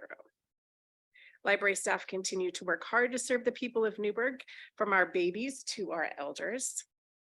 Offering exceptional service while keeping our library patrons safe will continue to be a priority for the library this next fiscal year. And I can take questions if there are any. I have a question about the capital outlay for the cameras, just to confirm that we're gonna Yes. follow the same rationale for other capital outlay, that you will not spend the additional funds all in cameras. It will be a portion for the purchase of the camera and a portion for the investment to replace them later on, correct? Yes, so most of them at this point, most of that money will be used for cameras at this point, and then we'll build in that as we go forward when we need replacements. We've had our current cameras for does Ian know? I feel like at least, okay, 7 years, and they're still going strong. So what we've added recently through some grant funding was additional cameras. So we have 16 cameras in the library right now, which has already dramatically reduced the number of incidences we've had. So, but we do need some additional cameras specifically outside as well. Thank you. Thank you. Any further questions? Thank you.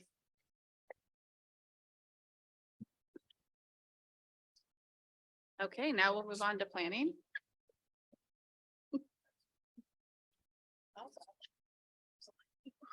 Doug Rux, Community Development Director. This is pretty much a status quo budget. Katie already went over the personnel costs, so we don't have to touch that. Just a couple of items. Printing and advertising is going up a little bit, just the cost to do public notices for public hearings before council, planning commission, and the historic commission. That was $1,000 increase. Dues and meetings went up a little bit just because the cost to going to conferences and trainings have gone up. Supplies and equipment, there was an increase of 2,930, and that is for new iPads, predominantly for the planning commission members.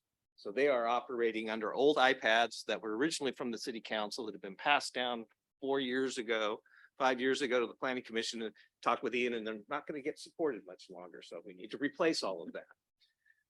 Bank fees, you see that there is a decrease. And so we saw a big spike in increase in bank fees during the COVID period.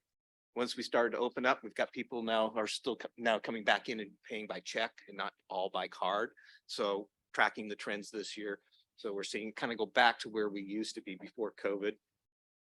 We're not applying for any grants this year for miscellaneous grants. So that's why there's a big reduction in that. We often apply to the state for different departments and get grant funds, and revenue comes in, and then we expend out our miscellaneous grants. Professional services is pretty much the same as this proposed year. I think it's just important to know council has a goal, expand the urban growth boundary. So there are dollars in professional services to pay for consultant services to start the process to do an urban growth boundary expansion. And there's some miscellaneous money in there for some other consultant services sometimes that come up. But that's really it. It's pretty much a budget on the expenditure side as it was this year. Doug, the professional services line item, does that include the grants that we got for, say, the housing production strategy and those sorts of things, or is that a different area? Different area. So for the housing production strategy and the multifamily code audit, grants from the state come into miscellaneous grants in the revenue side. Then we expend it out of miscellaneous grants expenditures in the planning fund. So that's kind of how the money flows. So professional services is truly the money that the city is using. It's general fund money to contract with consultants to help us do these bigger, longer range projects that are directed by council.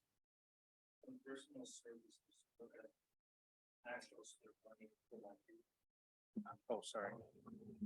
On professional service or personal services, I'm looking at the 0141104100 and 014110431000. In 21-22, we're at 112 and 137 for actuals, but you're budgeting 246 and 222. Is there like a big, huge spike on why is that so much different from the actuals?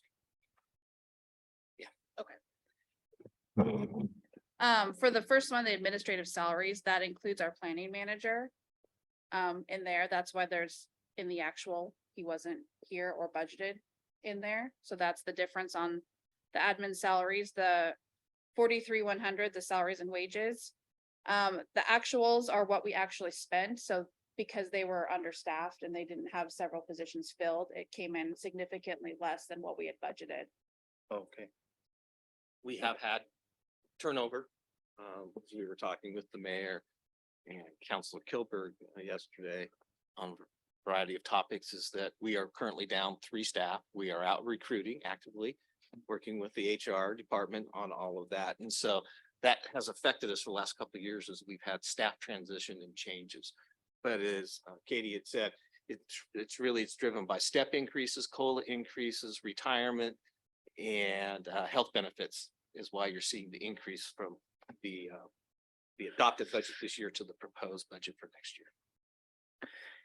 Question that I had was, I guess, the line item for printing and advertising. I know that Yes. we had talked about, and I don't know if this is the right place or if it would be a community engagement or where, but we had talked about in one of our council meetings, maybe the opportunity to do more like community education information on when we have something and putting it out in the water bill, or do you think that that's it? Would that be in this fund or would that be in a different fund? That would come out of printing and advertising. So you can see this year It just seems low. we budgeted this year for 2,500.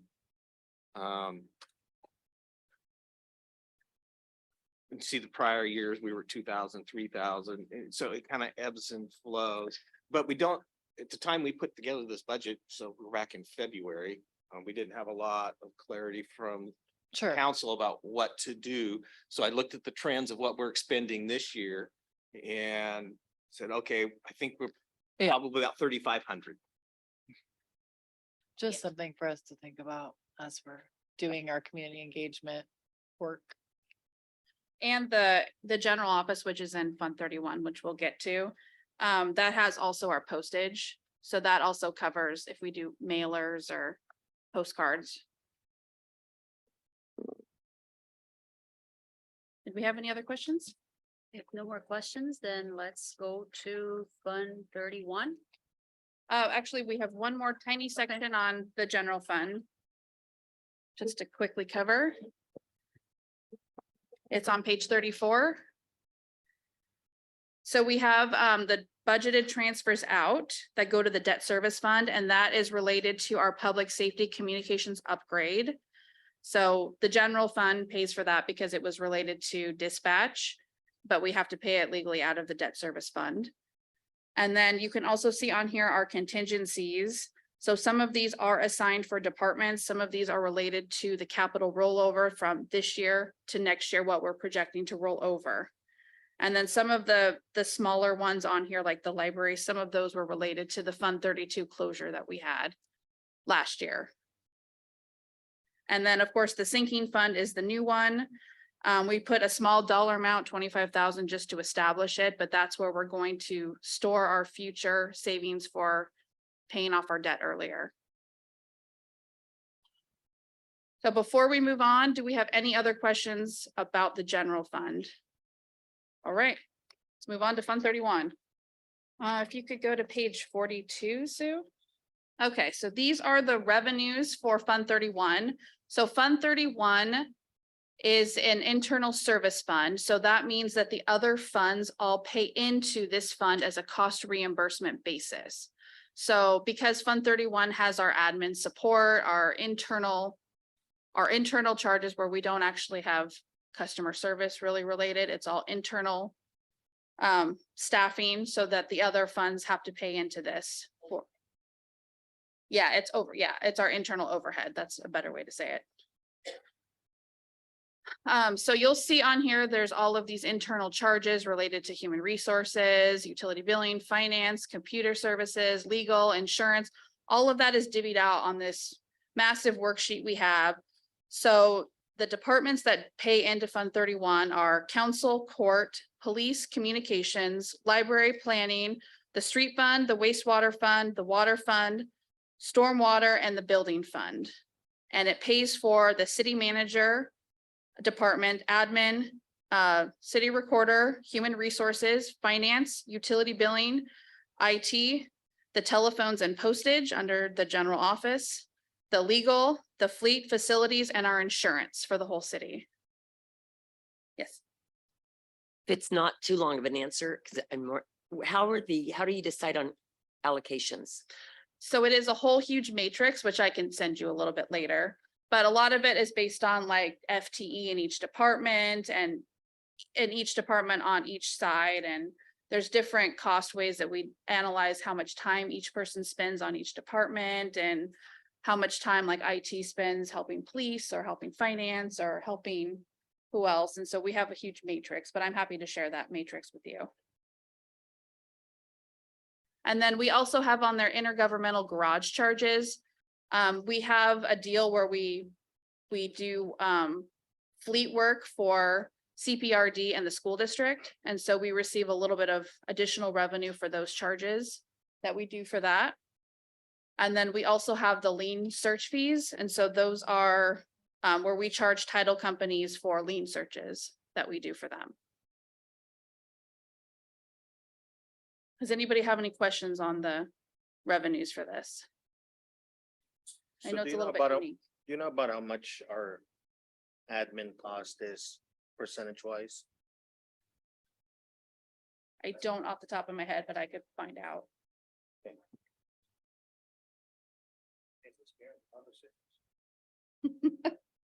Do you have a question, Molly? Yeah, are there, as part of this income, there are fees? So for example, we talked about a fee for information requests, things like that, that require legal.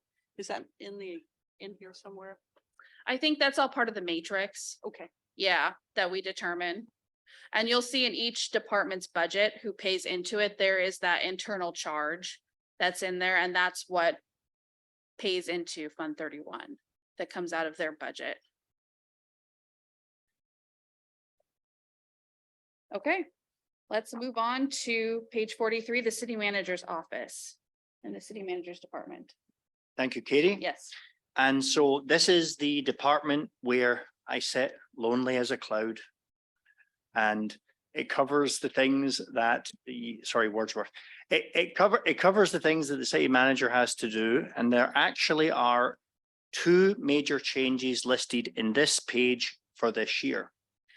I am asking for a large capacity scanner that will have the ability to do auto feeding. We'll be able to take maps and plats, things that are large size, a powerful computer to go with it, and a specialist software package called OmniPage, which will enable us to do high-speed optical character recognition. So you may wonder, what is all this about, Mr. Worthy? So if you look at the equipment line item here, you'll see that it's usually a very marginal amount. Previous city manager one time had it at $1,000, $21, $200, and you'll see it has gone up to a whopping $26,000. That is what that is, and it is a one-time deal that will enable us to accelerate getting rid of all of our mountain of paper, which is clogging up many of our buildings. It will also enable us to get maps and plats and large format documents scanned quickly. When this equipment is purchased, it will not be replaced. It will not need to be maintained, because it will clear the decks. Because many of the things that we produce today are PDFs, and they're usually optically character recognized PDFs. So they're never going to be bits of paper like this again. We're making less paper. I'd like to accelerate that. The city only has one other machine of that type, which is in engineering, and the good folks down in engineering are frequently using that one because that's what they do. And this will be a place for other city departments to come and do that type of scanning for all departments. The second item that's on here, which is an increase, is the return of a clerical salary line item to provide the city manager with an assistant. While I was initially reluctant to do this, I have been persuaded that it would be a good idea along several different options. We haven't had an assistant in the city manager's office since before COVID. It would enable us to raise customer service levels. It would get me home to my wife at a more reasonable time, and I won't be living there all night. And the other thing it will do is it will give us more capacity to pursue grants. And at the moment, the writing of the text of grants doesn't have anywhere to live, particularly in the city. We are currently writing 3 grants based upon the bipartisan infrastructure law, which has many facets, and we're going to be using that extra capacity to write the text elements. Now, the financial elements will still come from one of Katie's staff. Any engineering elements will still come from engineering to put the grant together, but this will enable us to do the text that goes with a grant and try to chase some more money for the things that the city wants to do, mostly in its CIP projects. So those are the 3 things that it does, should you decide to leave these items in the budget. Any questions, folks? I do. So just so that I'm clear, this auto scanner is part, it's an essential piece for your path to digitalization of the city. Yes, and so although it's in CM's budget area, it's really there because it's got nowhere else it could live. It's actually for all departments to access, and we'll have to set up a booking system. And that'll just speed up getting rid of all this paper. If you go into our annex building, it's like a bunker with many, many boxes. Sue's done great work in moving a lot of that stuff into a digital format. I want to lean in and accelerate that. And it will live in the intranet SharePoint. It actually will live, much of it, in an Oregon lifetime archive called Oregon Records Management System, which has no limit to the amount of data that you can store in there, and it only has a fee for the number of users. So it's incredibly financially efficient to store it in there. Thank you. I got a question. So the scanning of old paperwork, would that be the clerical person's job that they're gonna do in the beginning? The clerical person will assist me in doing a variety of tasks. Scanning would be one of those things that she would help me with, but she would also help me with research, helping me look for grants. If I've identified some grants that have come across my desk, helping me get them cranked out, because we haven't had the capacity to do that, but scanning will certainly be a part of that. We would really like to get rid of all this paper. Sue knows better than I do. It has a huge retention. So just to explain, we have a small building. Many of you may not know. that belongs to the city. If you cross the street by the fire station, there's a small tan building. That's our archives building. It is 1,650 square feet. I talked with a previous city manager and we used some CARES federal money to renovate the building to put workspace in there. And my agreement was, if you give me ORMS, I will give you an office building. So we pay right now $3,700 a year for ORMS. It's a state of Oregon program. It houses the legislature, the governor's records, many state agencies, many cities. Our issue becomes that some of the records, so it's like Monopoly, right? When you play Monopoly, you have everything from 1s, 5s, 20s, 100s. So a lot of the records in there are development records and they are permanent. So for example, we have as-built containers. I think we have 4 of them in the building and engineering has 2 in the hallway downstairs. So before ORMS, we had to print Mylars for every single as-built. Mylars are not cheap. They add to development costs. They add to our costs when we build infrastructure. As of last October, all of our as-built are in ORMS. Engineering did an outstanding job getting that in there. That means we don't have to print Mylars anymore. Those containers weigh 500 pounds a piece. Believe you me, Public Works is not like moving them. And so we'll be able to undo that. In the meantime, you have a lot of planning records. Doug could tell you any number of times where someone has said, oh, hey, I'm buying such and such. I want to remodel it. I want to expand it. If you hadn't noticed around town, we're doing a lot of building. A lot of building records are permanent. All of your public buildings, all the schools, all of those plans are permanent. They are huge. They're big rolls. I had an intern who did a complete inventory and audit this year for me. And the next phase will be to make departments walk the building and come up with an action plan for, how they're going to convert their records. The other thing to ORMS is it's searchable. So it's a database. So it means whatever metadata you put in, you can then really speed up the time to find information. My thing is, and I just pulled some racks the other day, and the person who does UB was crammed in there between boxes, was able to turn her workstation. So I can tell you, employee satisfaction is at an all-time high. And that's really important because Sharon, as our water utility billing clerk, pulls in a lot of revenue for the city. So I'm just trying now to get us down the path to where we're not going to go back. So this is my motion. We're going this way. We're not going that way.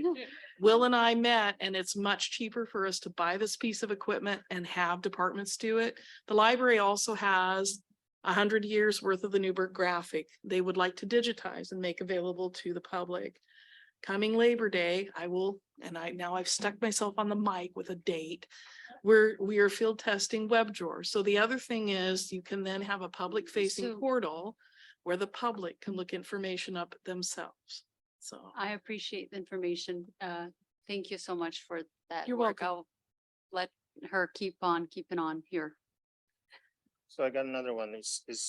Shouldn't that be in capital outlay since it's more than the minimum capital outlay dollar amount? $26,000. No, not necessarily. I think it just depends on the nature of the item. Doesn't necessarily have to be capital outlay. Capital outlay sometimes can be more depreciable items. We may not actually depreciate this. This could be a lease. So we may not want to put it in capital outlay.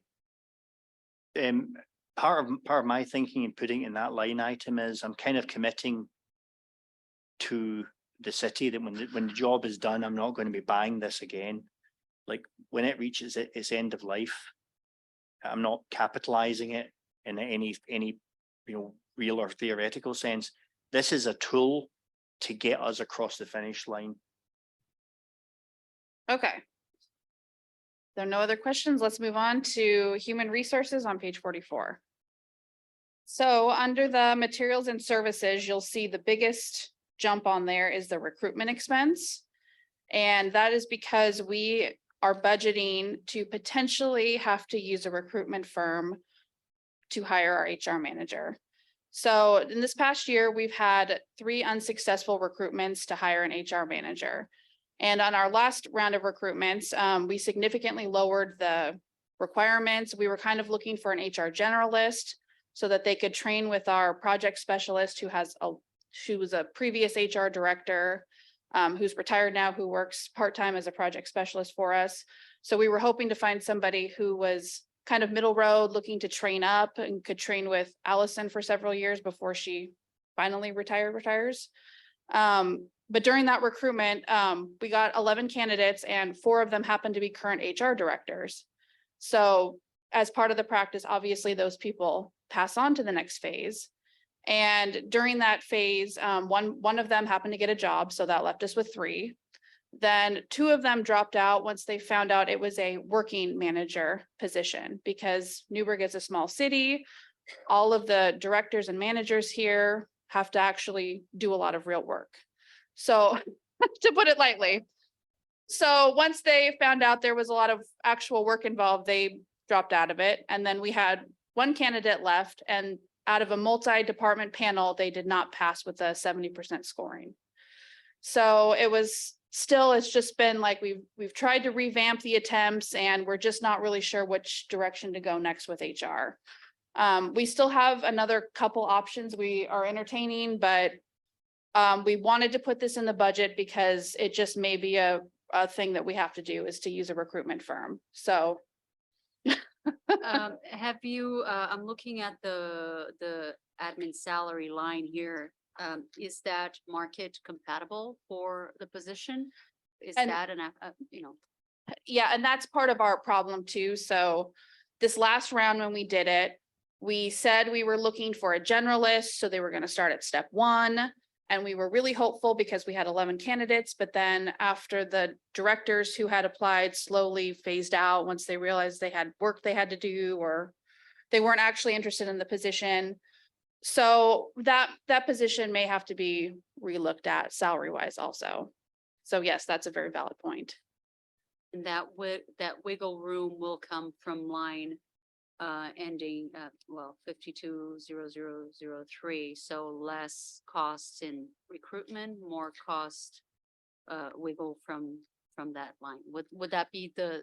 Potentially, if we still have to use a recruitment firm, we're hoping to get insight from them if they think our position is market adequate. When we did the class and comp study last year, they seem to think that it was adequate, but just from the candidates' responses we've been getting, a lot of them say that they already make past the top of the range. So we're not really sure that that's accurate. So if we do have to make a change to this position, we can take it out of our contingency funds that we have. And then you'll see an additional bump on the travel and training.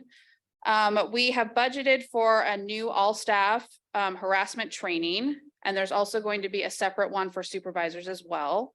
This was something that our HR person was really pushing for this year. And then we've also budgeted for a new module through NeoGov called Attract, which will help us with our recruiting. Attract is a module that creates a different landing page between career pages and our web page, which is designed to help us with recruitments, and it's designed by a recruitment specialist. And it also helps us push out our recruitment advertisements to other candidates who've maybe selected that they want to see a job similar to this. Then it'll automatically send it to their email. So we're hoping to have better luck with recruiting some of our more difficult positions using this feature. And that feature is lined in the professional services. Where is that? I believe Oh, that's in so- travel and okay. training. Travel and training, okay. Yeah, Okay, thank you. Yeah, Attract through NeoGov. Yes.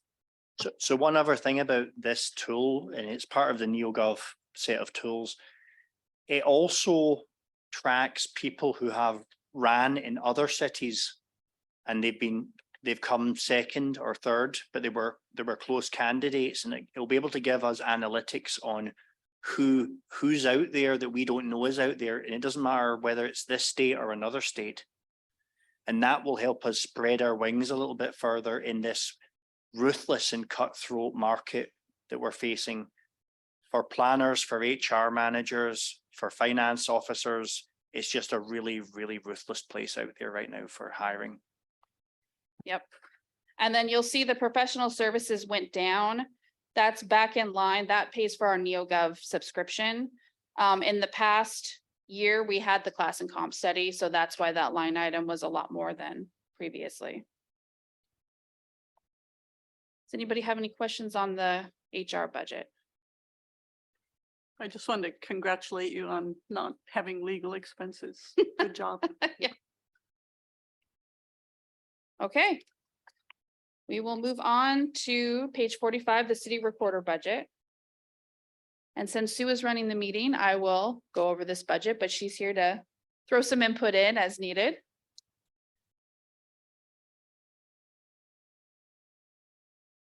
So for the professional services, that one went up, and that is mostly due to our ORMS cost. We have additional licenses we're paying for just to get more and more people in the city into the system and using it so that we can keep going with everything that Sue was just telling us about with her paperless stuff. We're also have our transcriptionist services that are included in that. Our transcriptionist who helps us with the minutes.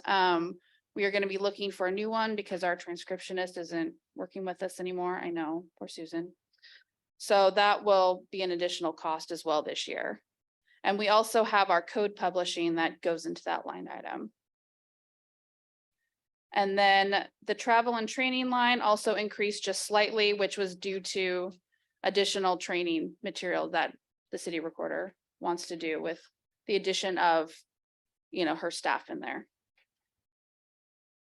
Can I ask her like a question? Yeah. I'm just like doing math on the salaries. I'm just curious because so is that clerical salary like a partial FTE or Yeah, something? that's Syra. So But it's that is partial. it's a partial Okay, thank FTE, God. yeah, because she's part court and part admin. So I'm like, Yeah, thank you. yeah, Just doing it. yeah. Yeah, it would be a very cheap clerical salary otherwise.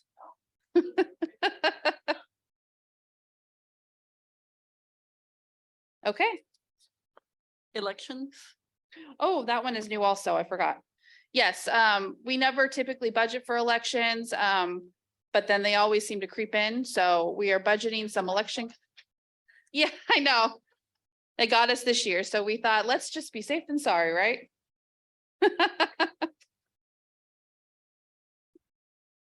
Okay, now on to community engagement. So this one is pretty status quo.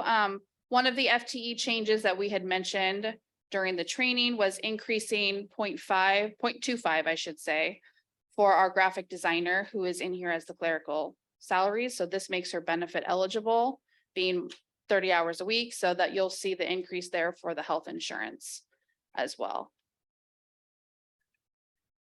Yeah, she's very happy and hopeful. And the other line item on here that increased was the professional services that went up to $40,000 because we budgeted in there the cost for a new website.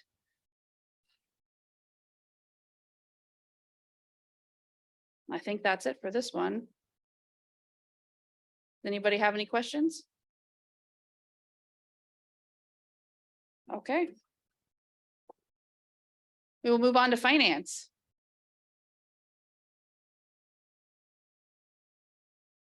You can see with the salaries, so we have the management analyst now who's in the administrative salaries category as well.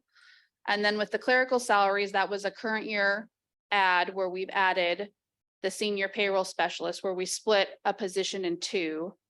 And then once one of our other staff members, who's a cash receipting accounts receivable clerk, she's potentially retiring next year or the year after, we will not be refilling that position. We just decided to add the additional FTE now when we're going through the encode phase, when we really need the extra help. And then once we're up and running with things, that position will not be refilled when she retires. And then let's take a look here. The maintenance agreements was one of the big ones that jumped up. That was due to our encode costs for our licensing fees. That actually may be paid for by ARPA this year. I haven't quite figured out that exactly, but it's here in case it is not. And then our capital outlay Here I have put additional $40,000 in hopes that we can purchase a budgeting and forecasting software to help give us a better long-term financial plan for the city. It's something that I think the city has really needed to have some sort of a 5-year forecast. And in order to have some sort of 5-year forecast, we need software that can do that. So I've done some informal quotes on those, and I think they're around 30 to 40,000 for an implementation on that would interface with our Encode software. For the general office, the postage and telephones, those are just an inflationary increase that we have every year on those. So pretty minimal. If you go to page 48, this is the finance billing. So this is the utility billing. The biggest one on here is going to be the bank fees. Slight increase just because of additional credit card payments that we're taking for utility billing now. And then the maintenance agreements are also an increase because of their share of the Encode cost as well. Any questions on the finance budget?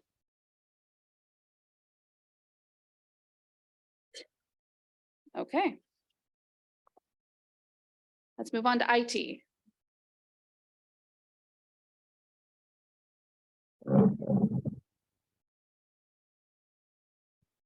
Hello, if I haven't met you yet, my name is Ian. I represent the IT department here in the city. And I think my budget doesn't have a lot of changes. Katie can more than likely answer any questions about shuffling through the salary portion, but I think a lot of the differences are because we had some restructuring in the administrative position, and we went without a position for a large chunk of a previous year, and now we are back to full staffing. So my capital outlay, the 610,000, is not changing this year, but I just wanted to mention it because it's been sort of a topic of discussion tonight. The 217,497, that is what Will and I in a previous year came up with when we looked at all of the replacement costs for our environment based on how many years we needed to replace each discrete piece based on its expected lifetime. How much does that equate to a year? It's likely in future years, we'll have to revisit that fee as the environment grows or shrinks, as technology changes, as price forecasts change. But for now, we're looking pretty good. I believe we're expected to roll over approximately 90,000 of this year's into our contingency, and then we'll continue building that up next year. The big line item that has gone up that I want to talk about is maintenance agreements, 533045. This has gone through a massive increase, and it's due to quite a few factors, but the largest single line increase is actually due to extending the lifetime of some of our equipment.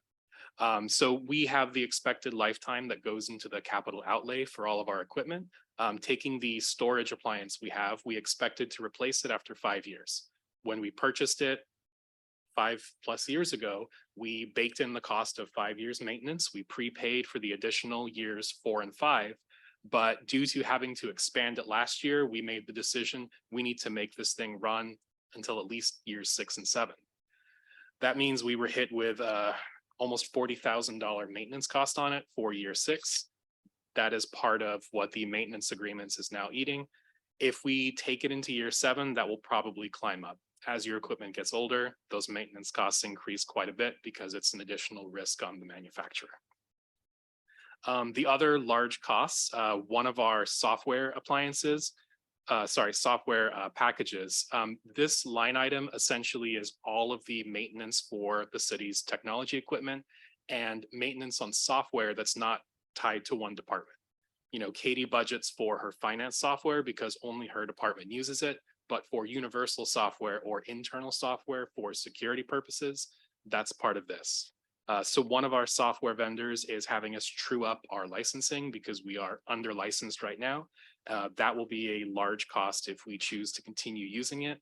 It's a part of our security posture. So at least for this year, we're not going to go without it. That's an increase of almost $17,000. They changed how the licensing works from when we bought it to today, so we are out of compliance. We just need to make ourselves whole. Microsoft is one of the largest single manufacturers that we pay anything to. We have Office licensing, Windows licensing, server licensing. Microsoft is a large part of our environment. And for a lot of our, especially Office 365 licensing, we're looking at the second year of their price increases of about 15%. I believe they did 5% in one year, 10% in the other year, and that's what this year is. We're also looking at increasing our costs because we've increased our licensing since we started. We've absorbed, for example, several library employees onto our subscription Microsoft licensing instead of buying one-off copies with their computer. As we hire more people in the city, we need to add to our licensing, especially if they're, net new FTE, or if we're hiring 2 part-timers to fill 1 FTE, that will double the licensing costs on our side. Many of our vendors are also passing their costs on to us. As we looked through the roughly 38 or 39 different bits and pieces that go into this, it was uncommon to see anything less than a 5% increase. Some of our subscription costs are going up by as much as 40%. Those are usually deferred costs because they didn't increase their prices during COVID, but now every software manufacturer is playing catch up at basically the same time. Any questions? I got one. So do we budget for any type of security software that would protect us from any viruses, kind of like what happened to Oregon City? Yeah, so we actually have several different pieces of security software. It's hard to definitively say it would protect us from what happened to Oregon City or what's happening to counties and cities around the country today. But we have both a paid virus scanner that is on all of our computers. Actually, point of order, better to have a non-public meeting conversation about the components of our security. Yeah, and I It's don't want to good not get into put that into- specifics, but Yeah. But chat with him about it. You can ask him, do we have enough or do you need more? And he can tell you yes or no, but discussing components here is laying out a map for people to come after us. Yeah, so what I was asking is if we budgeted for it. yeah, so all of those are going to be existing products that are going to be wrapped into the maintenance agreements line item. Actually, one thing I forgot is when we bring on new pieces of software, like over this last year, we paid for a new subscription for multi-factor authentication. That line item encompasses those new costs as well. So it would be, a jump of whatever that software maintenance for the year is. I think he's asking a fair question though, because IT's been, we know from last year, you've not always gotten what you needed. So it's kind of the same question that I think Greg was asking Jeff. Do you have what you need to keep the city safe? Is there something you haven't asked for that you should have that? I will say this administration has been phenomenal in responding to what I ask for, as long as I can back up why I'm asking for it. I'm working towards that unlimited blank check. I'll get there one day. And the other part of it is, our expected for that line item was 240,000. I think I've already passed that. When I need new software, they allow me to buy it and we figure it out, take from other funds, whatever we need to do. They don't deny essential requests because I didn't budget for it 18 months prior.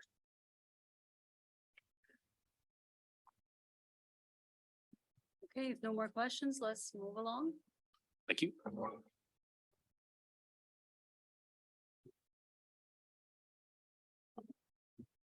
Okay, next is the city attorneys.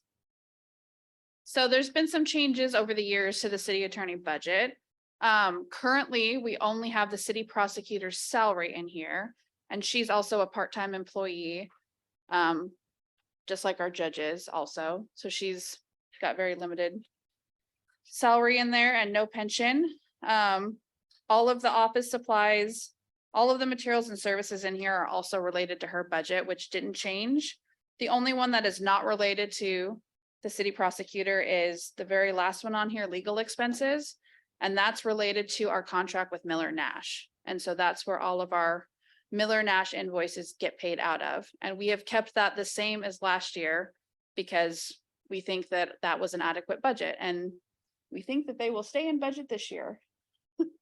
I suspect they will be very, very close this year, maybe a tiny tad over, but they will be very close. Yeah, so it was a pretty reasonable budget.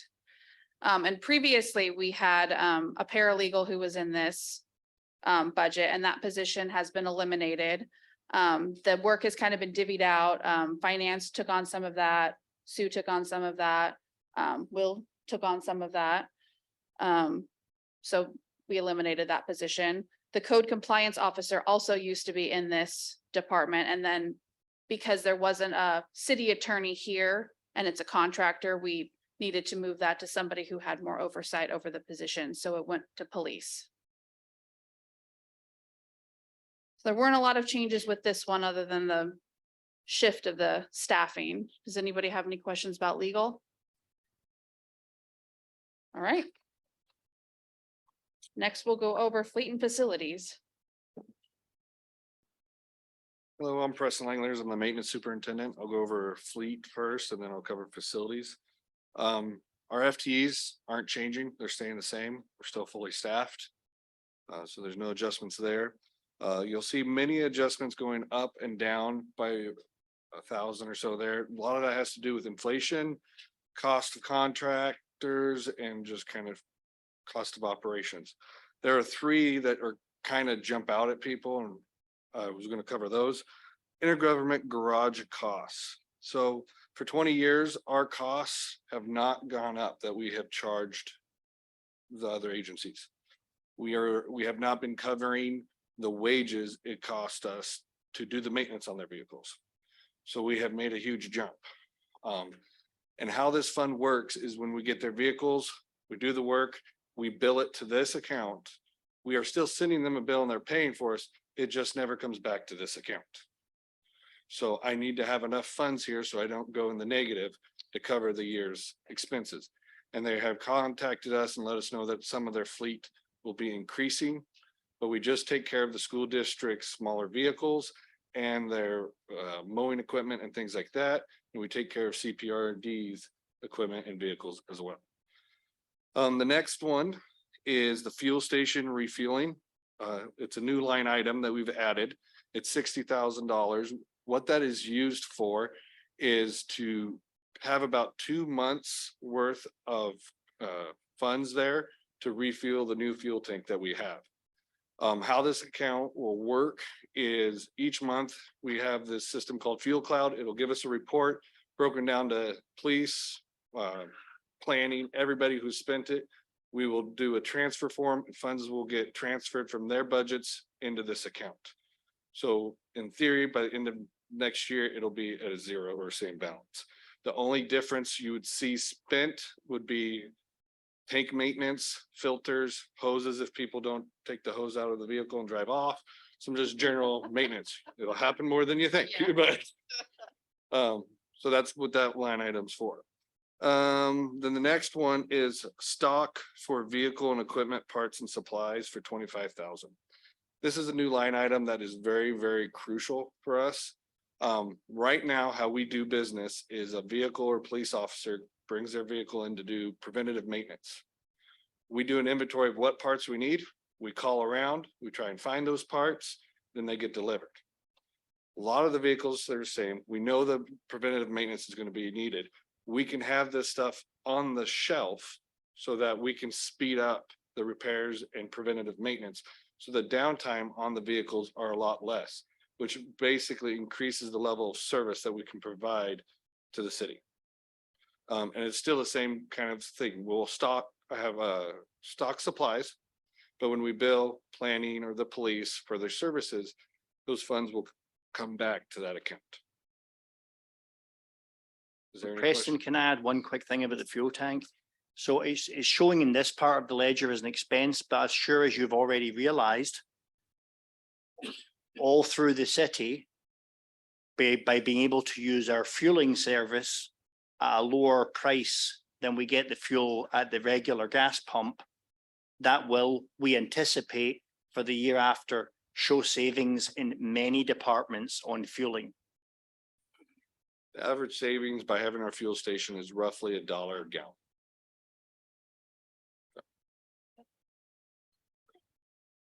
Any other Any questions before I questions? move on to facilities?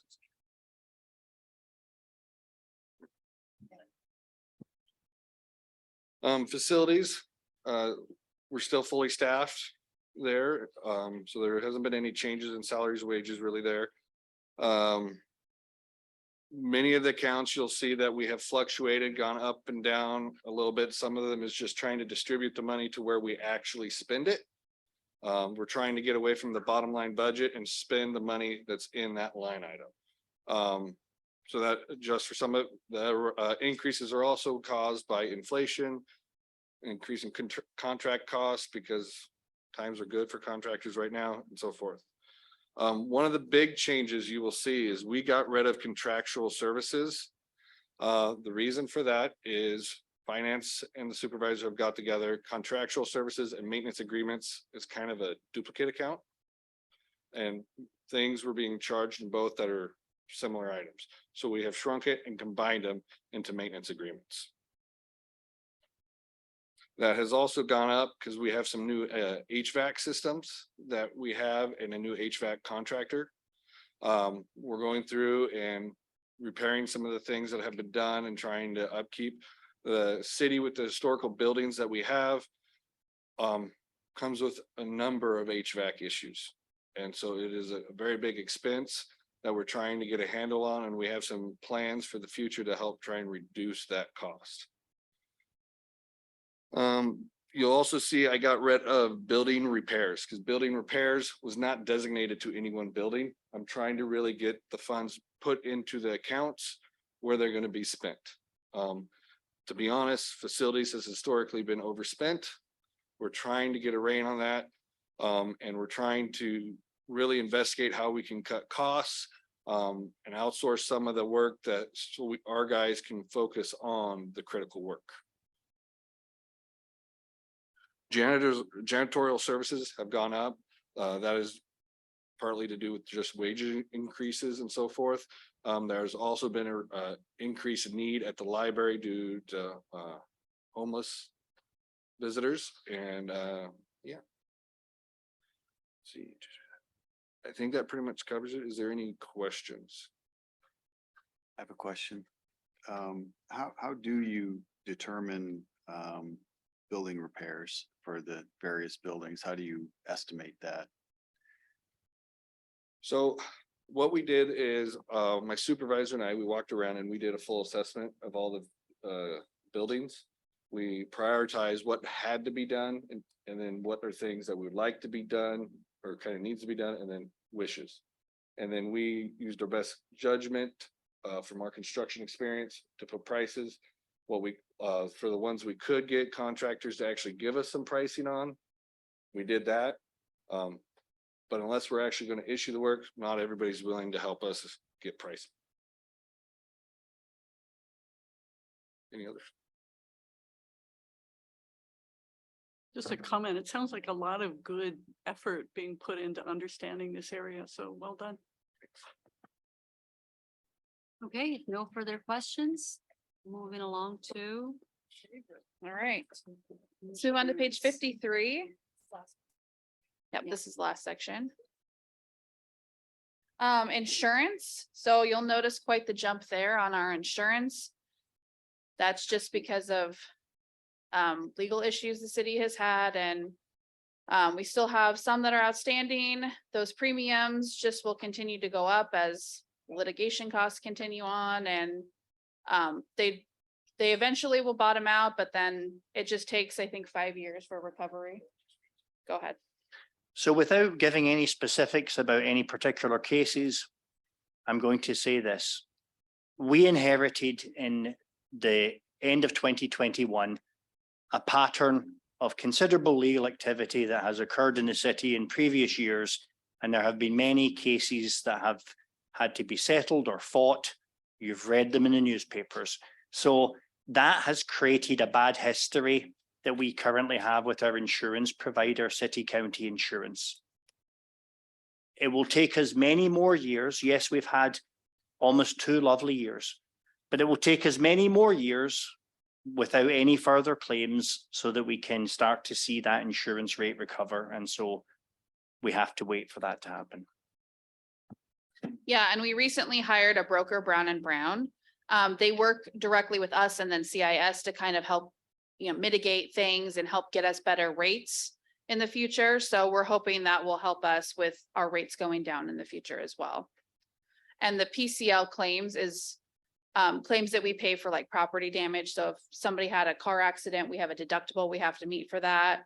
We budgeted that the same. We don't expect that to go over what we're currently doing on that. And then the reserves portion, you can see the assignments there for different fleet and facilities and maintenance. Preston may want to come back up and talk about those, because there's some increases to those as well for various things. Sorry, I forgot about these. No worries. So the fleet garage equipment, what we're trying to do is kind of like what we've discussed with IT and everybody else, is programmatically approach the replacement schedule. We have lifts that we need to replace after so many years. We have welders, we have a lot of different equipment.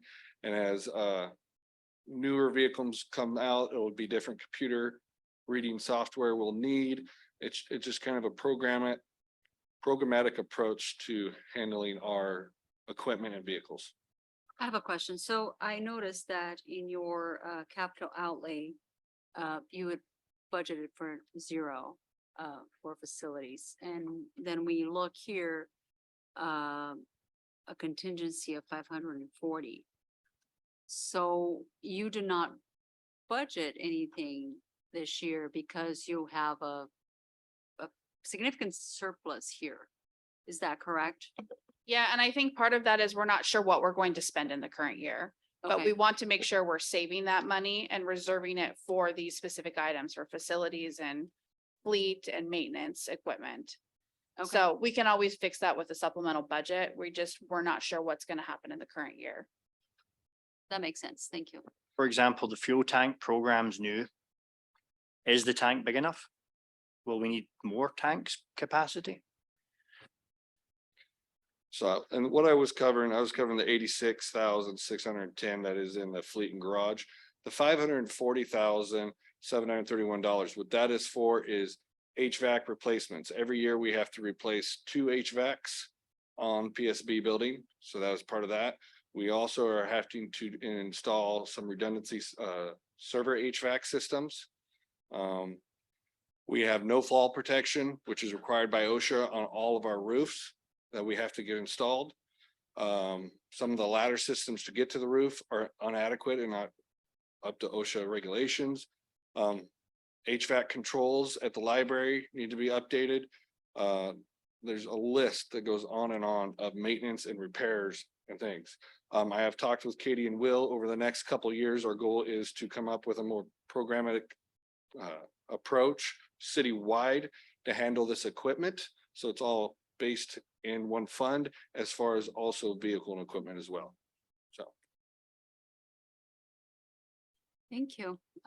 Any more questions on this? How about any questions in general on Fund 31 before we're done with it? Okay, so if we are done with administrative service funds, then I will now open the floor to public comment here. Anyone? Sue, did we receive any public comments? No, Madam Chair, we did not. So I will now close the public comment session. Katie, can you please take us through the next agenda items? Yes. So we got through everything we need to get through tonight. So the next meeting will be May 10th, same time, 6 p.m. And then we're going to be going over the public safety funds, which that will be the Fund 3, Fund 13, Fund 16. The community development ones, which will be Fund 8 and Fund 14. And then we'll be going over the public works ones, which will be the street fund, the sewer, the stormwater. And I think that's it. So, yeah. Let us know if you guys have any questions in advance. Please let us know the day before if possible, so staff can prepare for any major questions you guys have about those budgets. Do you have something to add, Will? So the next meetings are going to be May 10th at 6 PM at this building, and then May 17th Oh. at 6 PM at gonna this say. building. Oh, there's a question or comment coming up from Will? Thank you kindly. It was simply, what was that date, Katie, that people should send in any questions for the next session so that you can start to line up those more technical questions? Yes, May 9th. May 9th by noon would be most ideal, just so that we can prepare if it's an in-depth question. And we kind of started this last year. The concept is if you want an answer in that session, ask them the day before. You can still ask any question that you want to. You might not get the answer that day, that's all. So Yeah. it's not meant to, you can't ask anything. It's just give them time to answer it for you.